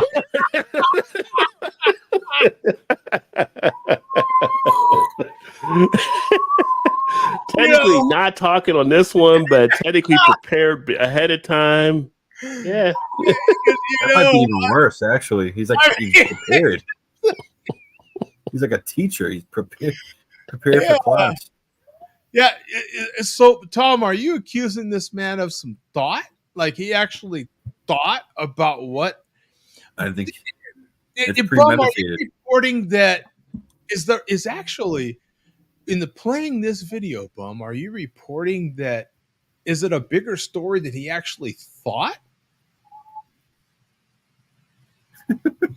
I don't even know what to say. He just says don't play the video. He's still waiting on his royalties. Okay, yeah. Because I'm wondering if the reporting is that there was an actual thought. Now, not that I agree or disagree or whatever with the thought. It's the report that the brain actually works, that there's activity in that sucker, right? So he didn't just hit live and go. He thought about it before he hit live. Premeditation. And he recorded himself for about how long? Exactly. Here we go. I'll back it up a little bit so we get the proper context. The path to malt liquor heaven is beset on all sides by the iniquities of the home brewer and the tyranny of evil craft beer. Blessed is he who in the name of the 40-ounce bottle and the fiery cabbage shepherds the weak through the valley of darkness, for he is truly his brother's keeper and the finder of lost children. And I will strike down upon thee with great vengeance and furious anger those who attempt to commit label fraud and foam the living dog shit out of it. And you will know my name is Sir Walty 79 when I lay the swole upon you. Oh my God. I've been saying that shit for years. And if you took offense to that, that means you're a cunt. I never gave much thought to what it meant. I just thought it was some cold-blooded shit to say to a motherfucker before I chugged a 40-ounce on YouTube. But I saw some shit this morning that made me think twice. See, now I'm thinking, maybe it means you're the evil nerd, and I'm the righteous OG. And Mr. 40-ounce bottle here, he's the shepherd protecting my righteous ass in the valley of darkness. Or it could mean you just have a room temperature IQ, and I'm the shepherd. And it's the Share a Beer show that's evil and selfish. Now, I'd like that. But that shit ain't the truth. The truth is, you're the weak. And I am the tyranny of the BDU. But I'm trying, nerd. I'm trying real hard to be the shepherd. That's that's all we need from that. Rod, you need to hear, and he made all his old videos private. You need to hear his own creation called "The Revolution Will Not Be Homebrewed." Oh God! You have to hear it. I need a link to it, right? Because if it's private, I can't. Right. Yeah. Hopefully, I can talk Vega into putting that video back up public. Hopefully, Vega went nuts a few years ago, and just deleted every. Hopefully, he did not delete all. Because the revolution will not be homebrewed was a work of art that deserves to be heard by people again. So if that video exists, hopefully Vega will can be talked into putting it back. I do have a question for you though, Bum. Hmm? And because you're definitely the malt liquor expert, guru, connoisseur, king to go to with questions. You know, it's not Ask Jesus, Ask Bum. But anyway, isn't it like a foul?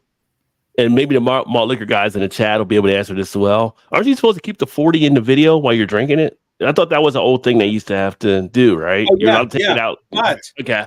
That's that. Here's your explanation, Rod. Or here's what Vega would say. That's not a malt liquor code 45. It's a used to be. Oh, okay. Yeah. That's why he starts the video with used to be. Yeah. Okay. And that was actually the first comment left on the show tonight, like at 6:30. Used to be. Used to be. Yeah. There's a lot to it. Rod. Yeah. Yeah. So because it's no longer says malt liquor on the label, you can do whatever you want to. Mm-hmm. Okay. Yeah. But what about the mask? Like I know the chairman still wears a mask. Do the other guys still wear ski masks? There's not too many who do anymore. Chairman's about the last holdout. 209 J Jones doesn't wear his bandana anymore. Fear quit wearing a mask years ago. Shady was wearing a mask for a while. He doesn't anymore, even though he's like one of the last ones still making blueprint videos. Yeah, the mask seems to, and Falstaff is retired. So unofficially retired. So it seems to be a thing of the past. Times have changed. They're about a year or two away from skinny jeans at this point. Yeah, the most recent video that I can recall where somebody wore a mask was from Malt Mustang. Yeah. Oh. Bum himself wore a mask, yeah. That they are still trying to duplicate, by the way. Mm-hmm. You ain't gonna duplicate that mask is awesome, dude. Yeah. Like I said, right out of Fat Albert, Dumb Donald wore this cap. Yeah, himself. Yep. Mm-hmm. So, okay, we are going to move on. And oh my God, Joe, I cannot wait for you to watch this video. I cannot wait. Let me see. Here. All right. Now, before we play the video, this is from the chairman. Before we play the video, I got a community post from him. Oh. That I want you to look at. And there's a couple different pictures on this community post that you'll have to, you know, how you click on it. And right. So the chairman decided to build himself a wedge, an Italian wedge. He got himself a loaf of Italian bread and all the fixins, but he said it's not homebrewed. It's not a homebrewed wedge because all the stuff that he bought to put on the bread was prepackaged. So it's not homebrewed. So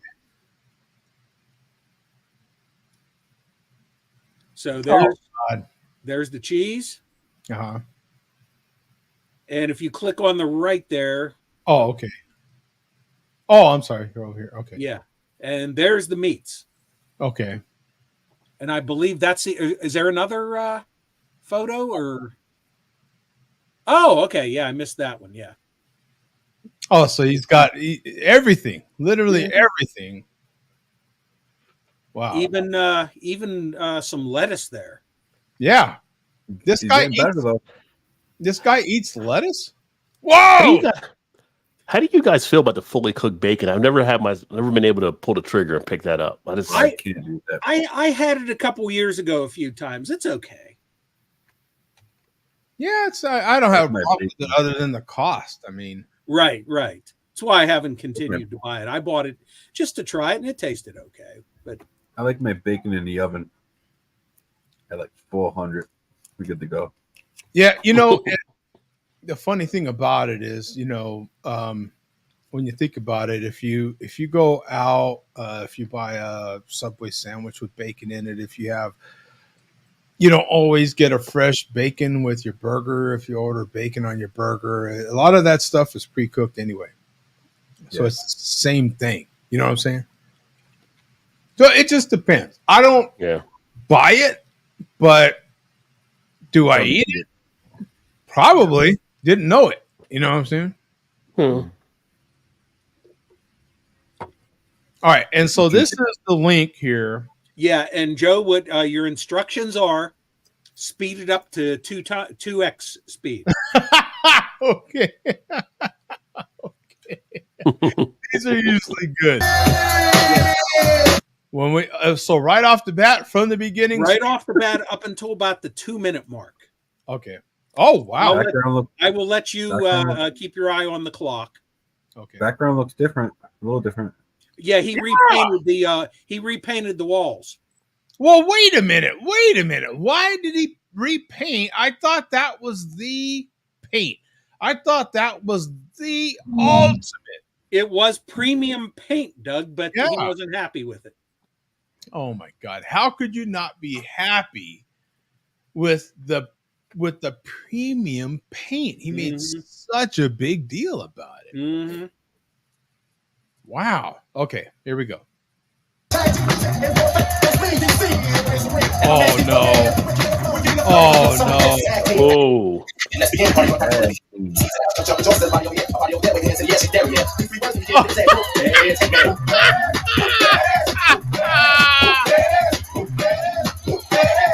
No way.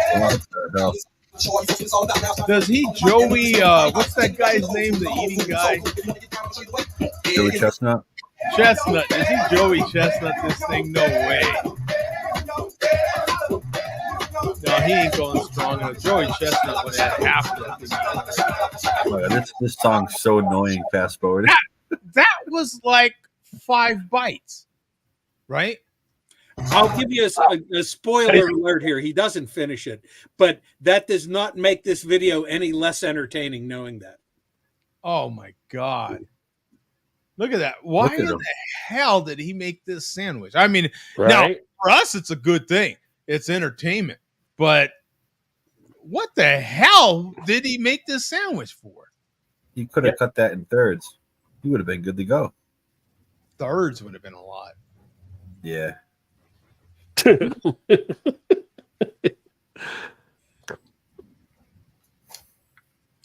So let me know when you get to 2 minutes. You can't cram anymore into that fucking wedge. Oh, we just hit it. Yeah. Okay, so jump ahead to 2:40 and go up to about 5 minutes. All right. All right, here we go. Same speed?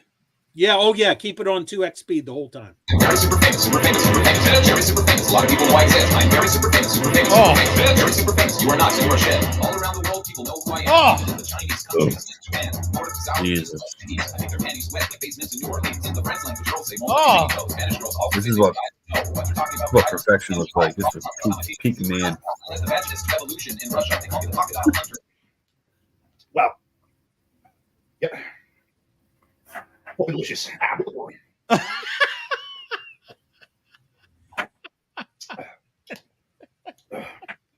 flavors.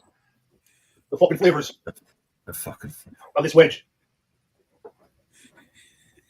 Oh, Look at that thing. You probably spent like $30. you know what's funny is we saw a bag of lettuce and I see literally, oh, wait, there's one little crumb of lettuce on the plate. That's the only evidence that there was lettuce anywhere. And you have to look for it. Even when he showed it open, it just looked like meat and cheese. There was no green. Yeah. Look at that. Look at that. You don't see any green. Bread falling apart now. And you need tomatoes too. I'm a tomato guy. You need tomatoes. You need tomatoes. Because you need some moisture. You need some oregano, some oil and vinegar. I don't know if there's any dressing or mayo or anything on there. You didn't show that. What'd you say? 5 minutes, Bum? Yeah, end at 5 minutes and then just jump ahead to 5:30. We're basically cutting out him drinking them all. Flour tortillas.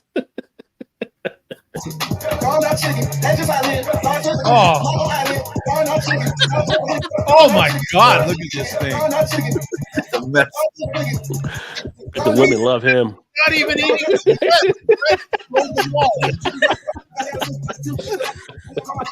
Oh my God! This is. You know what's funny? Look at that mess! Look at that thing. Unless you just want to keep playing it through when he's drinking the malt liquor. You know what's worse though? He's drinking all that beer and then eating all that bread. No, that's gonna destroy. And no, he's not eating the bread. He's skipping the bread, damn near. And each time he picks it up, I think he's not going to be able to pick it up again. Like right now. Put it in a bowl. Oh God, here we go. Look at it, it's falling out of the bottle. Oh, wait a minute. Now we see the lettuce. We've seen the lettuce. He put it so he can't eat it right at the end.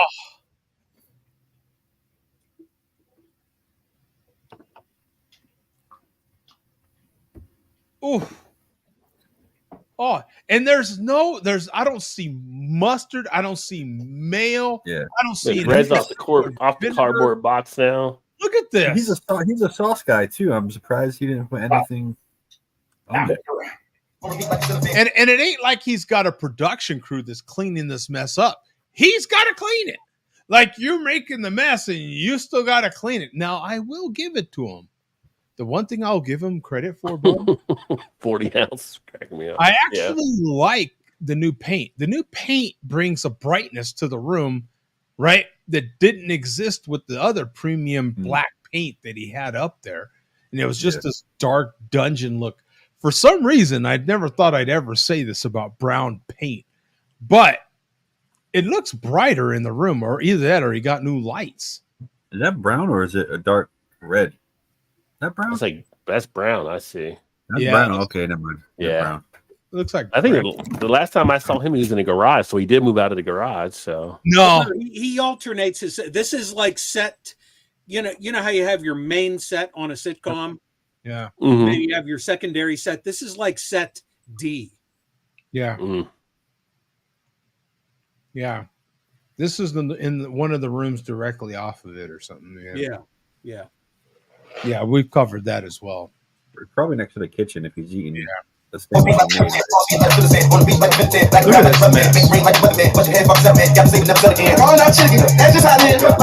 Tom, I'm gonna mute this part. What? Yeah, it's not necessary to play the audio. Yeah. You know, I think Tom's point earlier in the very beginning of this mess, he'd have been better off just taking the package of meat and just eating it, right? Because look at this. This thing is mess. It's an absolute mess. Now, does that look liftable at this point? No. Does he lift it? Keep watching. Oh boy. Oh boy. I do give him some credit though for actually attempting to make something. Oh my God! Look at this. Look at that. Oh. I mean, is anybody else thinking my precious as he's eating this thing? Yeah. And people wonder, there may be new viewers right now wondering, why in the hell would you report on malt liquor drinkers? This is why. This is a textbook example. Why? This is a textbook example of what happens to you when you drink malt liquor. You make logic out of this stuff, right? The carbonation, though, that carbonation from 40s. I've only had a couple 40s in my life, and it destroyed my stomach because the carbonation goes to that one little small hole. I couldn't. Yeah, that's too much. So that was the last lift, Bum, apparently, because it doesn't look just from foamy head. So where are we at in the video, Joe? It is a dark brownish color. We are 1247-ish. Where at? 1247. Oh yeah. We've reached the point of no return. But you may have missed something. Go back to 8 minutes and watch again. I might have skipped over that part. Yeah, he said something at some point.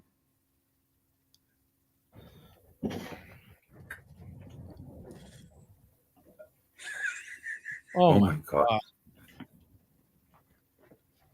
Oh my God. It's hilarious to watch him chew. Oh! That big chunk drops off into his lap. Yeah. Oh, this was the part where we were watching it almost falling off the box. Yeah, I was watching the bread fall off the box. I missed that other part. Yeah, I don't even know. This is oh my God. This is Hall of Fame disaster from the chairman. This is wow.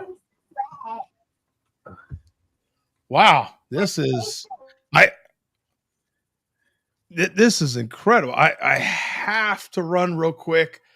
I have to adjust my pit, man. It's like skyrocketing through the roof on temperature. I have to slow it down a little bit. I'll be right back. We'll hold it down. Life of a pit boss. Yep. So, Bum, you're a big sports fan. Like I watch sports and stuff too. And I was. I'm not currently. You're not doing any sports or anything? Oh. Not currently. Just sports turn me off.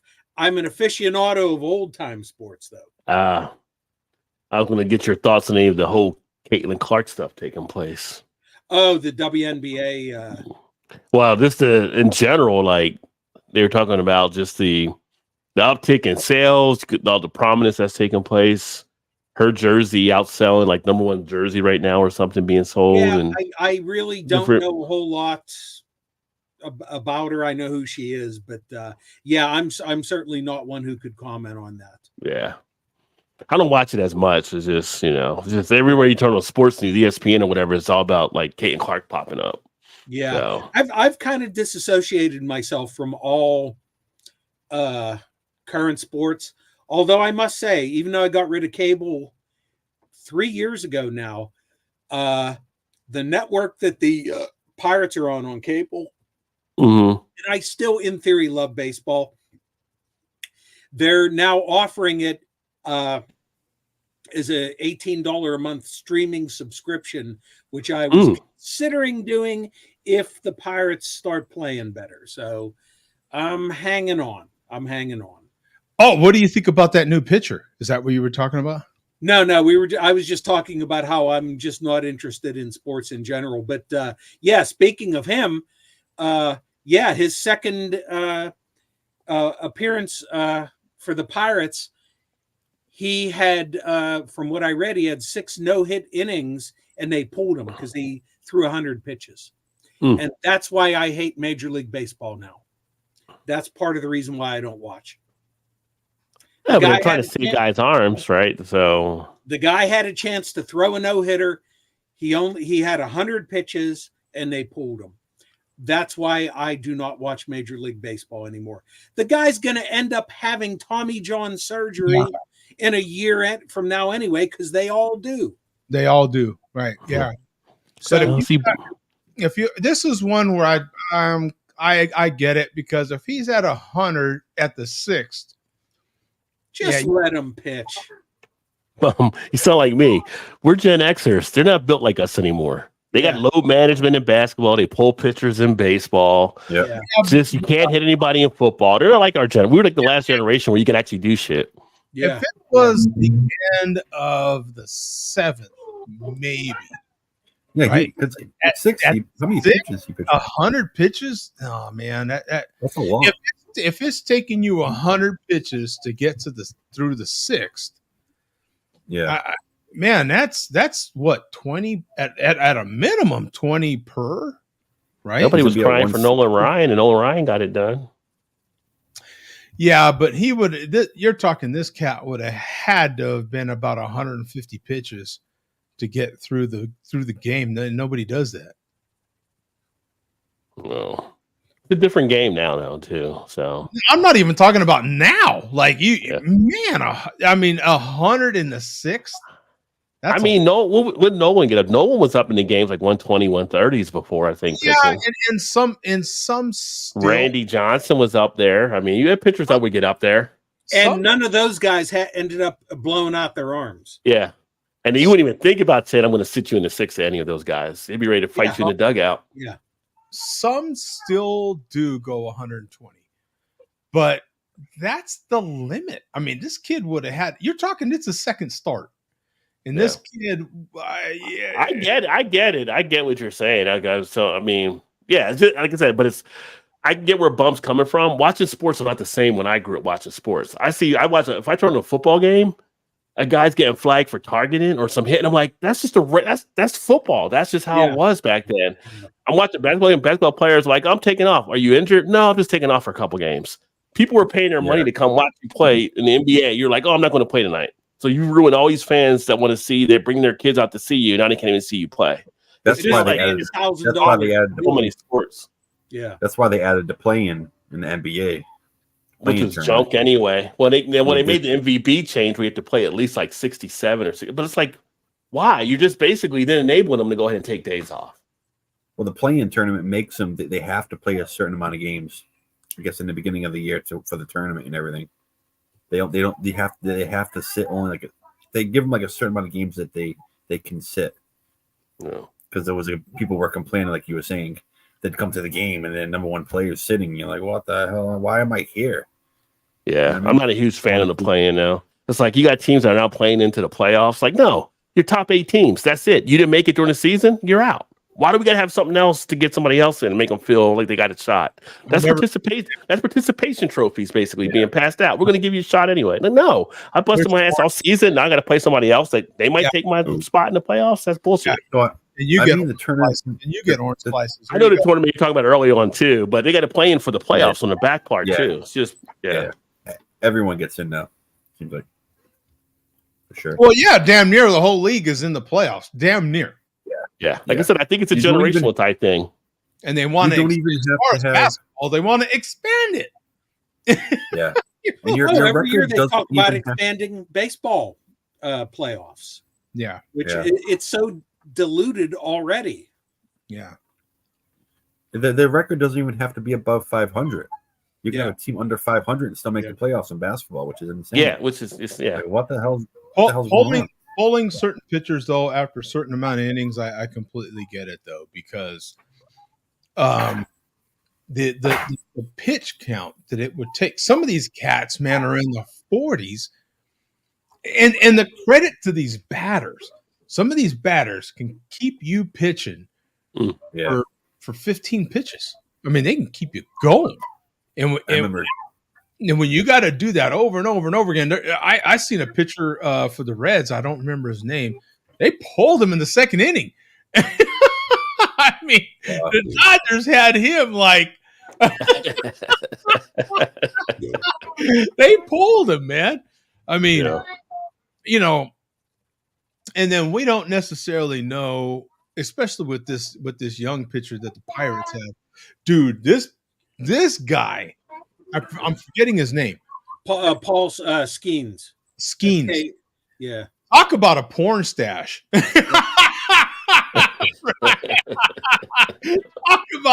I seen his first start. I didn't see the second. But Skeens, you know, sounds like a porn name too. Pirates, God, it does, doesn't it? Doesn't it? That I didn't think about that till you said it. The problem with this guy and the Pirates, as it relates to the Pirates, is man, he's the future of the club, right? I mean, the club is, they've got some positive momentum, and now they got this pitcher that has a lot of buzz around them.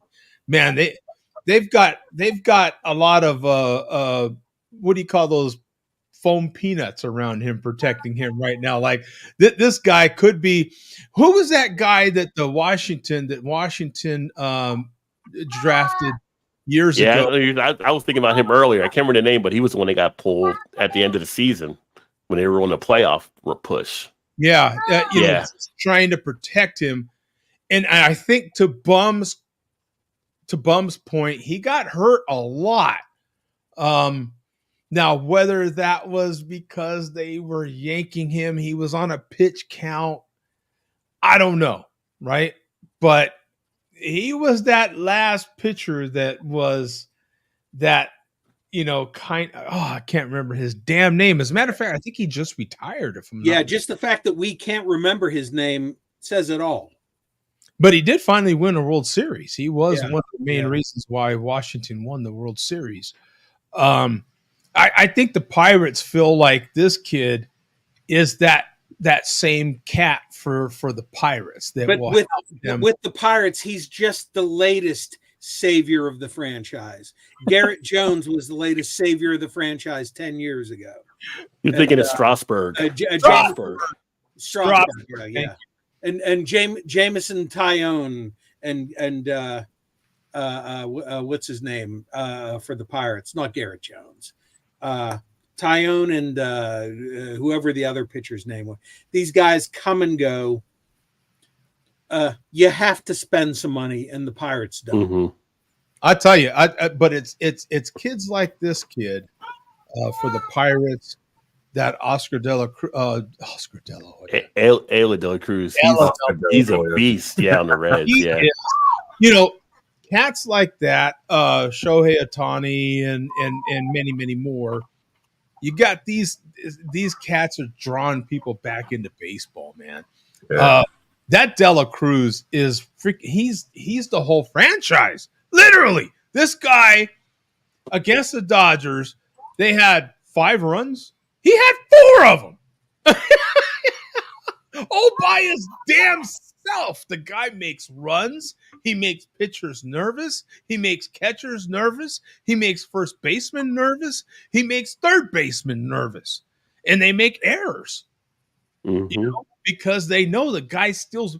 What is he up to, Rod? Does he have like 32 bases stolen, 35 bases stolen already? I mean, I'm in Baltimore now, so I don't see him really as much. But I just saw a thing earlier today. He had maybe from last night's game. He had 4 runs scored, 4 stolen bases, and was like 4 for 4, something like some crazy stat. It's like the only 4th player in history that's done it, like in their first 2 seasons or something. Like, he's a beast. He's gonna get better. That's the scary part about it. And he's like what, like 6'8" or 6'9" or something like that, playing shortstop. Like, try to get the ball over his head there. Yeah. Tall and thin. Yeah. He's an I wish he was a Dodger. In Cincinnati, there's no way in hell they're letting Dodger Blue get a hold of this boy. They're going to lock him in big time. They're going to give him the Dodgers really need him. The Dodgers he's 22. really need him. Struggling over there. Struggling. Poor Dodgers. Please don't lose. The Dodgers could always use somebody, right? I mean, always, man. Might as well be an all-star team before you know it. Yeah. Well, I've told you, Tom. I think of the Red Sox now as our AAA, right? Like, that's horrible. They need, talking about spending money. They need the Red Sox just keep giving us gifts. It's amazing. You know what I'm saying? I can't even. I that still was understand how they let. You're talking about like that matchup. That's the game you're talking about. Him against the Dodgers a couple days ago with a 7-2 win. Like four steals and scored like 3 runs. It looks like on here. Yeah, he's incredible. The guy is. He's the reason I've been keeping an eye. Now I have the MLB package, and this year, they have the multi-view, so you can watch 4 games at the same time.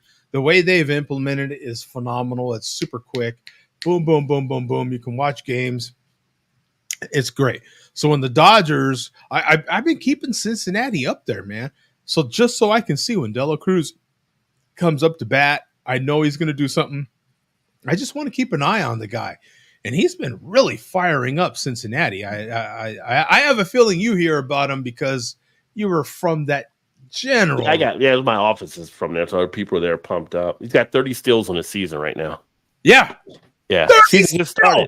Oh, he's already got 30. Yeah. It not only did the season just start, but he just started a second season. This kid.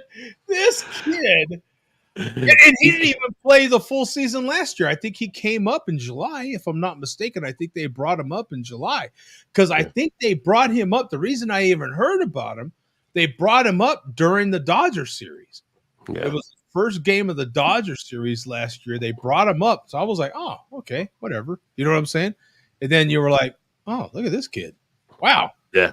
Look at this kid. And then he did that infamous, got on first, stole second, stole third, stole home. Yeah. Like, who's this kid? Who is this kid? And then he had a slow start this year, first few games or so. So people were like, oh, yeah, that was rookie season, this and that. And then boom. Yeah. He's been lighting baseball. And the thing of it is, he's got the long dreads. He's got about 1 million chains he wears around his neck. And you're like, I don't know how he can function with all this stuff on. And he does. Yeah. You know, you would think at some point it would just all get in the way. Like, it's a distraction for you. not for him. Well, Cincinnati, just like bumming Pittsburgh, they needed it for a number of years to do something. So, and he has, man. I mean, the guy energizes the whole team. You can just see whenever he makes a big play, and he's gonna do it. When he gets on, good luck, because he's gonna steal second, and if he gets any chance, he's gonna steal third. Yeah. And he takes 5 steps and he's stolen that base. He's got legs long, he's incredible, that kid. But this kid that the Pirates got pitching, man, I mean, that guy's got stuff. He does. Yeah. They just need to groom him the right way, and I'm sure they're handling him with white gloves, man. They're like, oh, okay. Yeah, I bet you they were stressed out going past the 5th, leaving him in there. Yeah. I wonder how many pitchers he had at the end of the 5th, or at the top, in the 5th. I'm curious because I bet you they were pushing it according to the way they do things these days, even letting them go into the 6th. Yeah. Well, I mean, there is something to say about the pitchers, honest, because last year, if the Orioles, as I came to Baltimore, I started getting a little bit more into watching them a little bit. If they wouldn't have lost Batista, they would have been a push to the series last year. They had such a tough team when they lost him. He was like a Manny Rivera last year, closing people out. They did. They had a good team last year. Yeah, they did. Did you say he had a no hitter or just he was shut out in the by the 6? No hitter. Also, he must have walked a decent amount of people, right? To get to 100, he must have walked a decent amount. Not sure. But you would imagine, right? Just not sure. I did not look at the detailed stats. Yeah, there might or might not have been some walks. Yeah, and just a ton of pitchers per batter. Yeah, a ton of pitches per batter. Oh, that's true. That's true. I mean, and that's why I was saying the batters these days, they can keep you going. They can keep you throwing. That's what they try to do. You get something that has good stuff, they're going to keep foul balling and they're going to keep doing what they got to do to keep you pitching, keep you throwing. I remember back in the day, remember Kevin Youkilis? He would be on. Yeah. For the Red Sox. He'd be at bat for like 5 minutes. Mm-hmm. Just dink, foul ball, dink, foul ball. I'm like, holy crap, guy. Yeah, some of them are really good at it. Really good. Yeah, they know how to make contact. There's some pictures right now that have stuff like the Dodgers have another guy that they just brought up, and it looks like he's throwing a wiffle ball, for Christ's sake. You're like, but that's the way that guy from the Pirates was, too. He had some incredible stuff. His stuff was like, ooh, ooh, ooh, ooh. Good luck. Thinking old Tim Wakefield knuckleball. Anyway, I'm sorry. Tim Wakefield's a beast. So did we finish the malt liquor report? Or we're still going, aren't we? I think so. We can finish it up with one final clip, the final word from the chairman. Okay. Yeah, and I'm sorry. We kind of should have saw the chat. They were all complaining. That's okay. R.I.P. Tim Wakefield too, who started with the Pirates. Oh yeah, that guy threw 50-mile-an-hour pitches and struck everybody out. Yeah, knuckleball, man. Yeah, man, I think it's crazy. Yeah. So that once again, this is the chairman and Joe. We have not had one of this type of video. As you know, we have various subcategories of the chairman. We have the chairman eating. We have higher mathematics from the chairman. We have higher English from the chairman. Yeah. We have not had one of this category this good in quite a while. So this was captured from a live stream. So just play the whole thing. Okay. So the chairman is telling us about how he's building up his tolerance. You make sure to lower the speed. Yeah.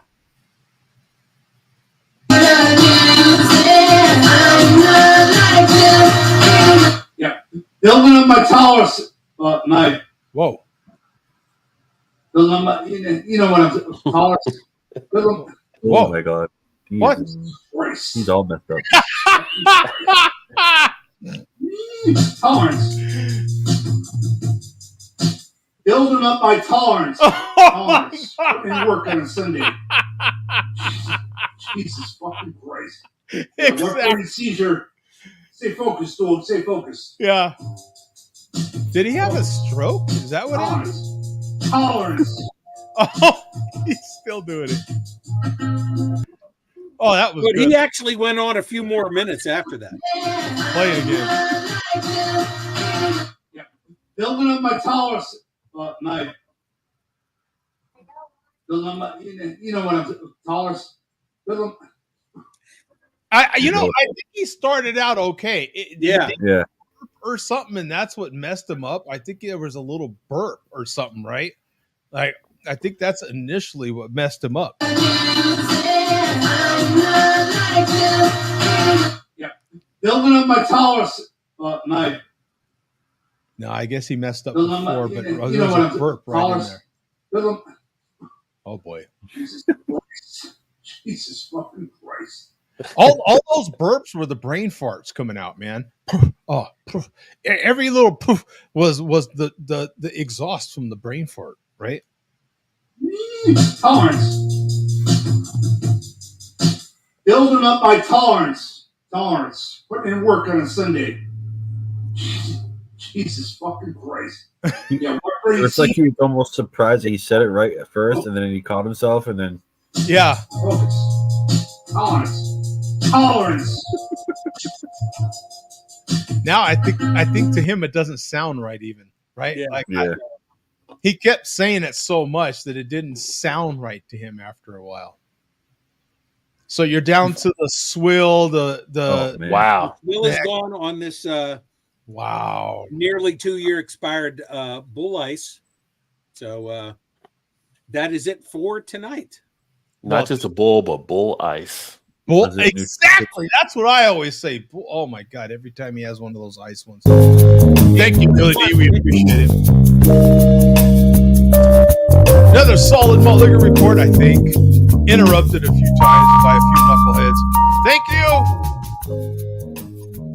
A round of applause.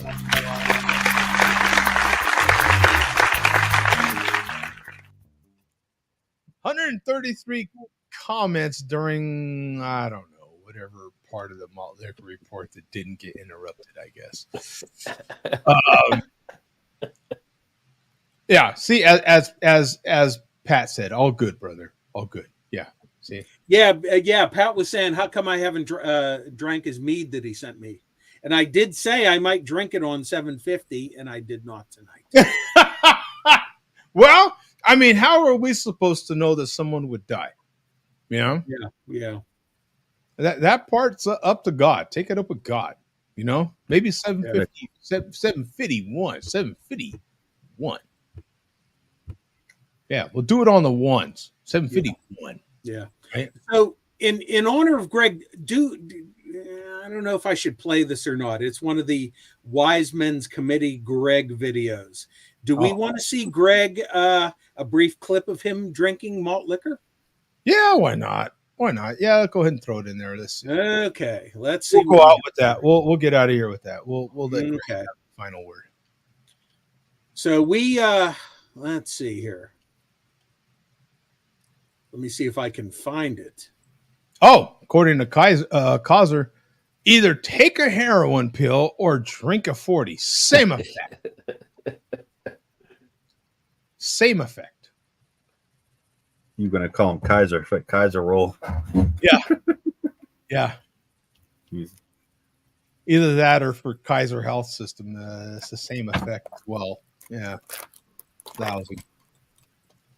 All right. Let me copy this link here. So I guess we can end this with I guess we can call this a tribute to Greg.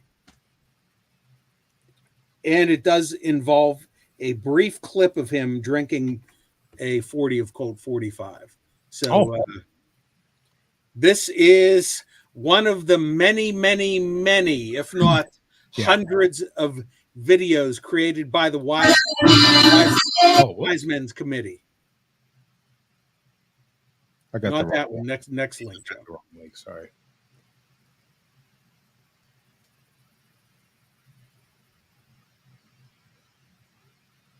Yeah, that top one. Top one. Yeah. Oh, big hiss on this one. Oh, that's right. He has the bottle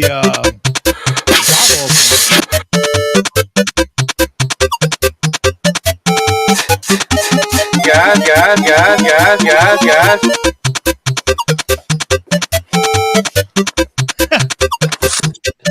There it is. Like dragging a boat anchor. Hey guys. Coming through. Still driving man today.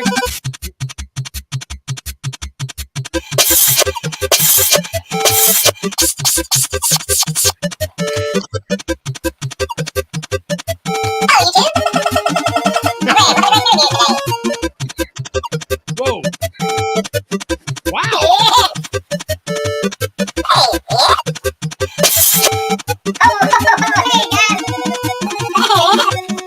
I saw you,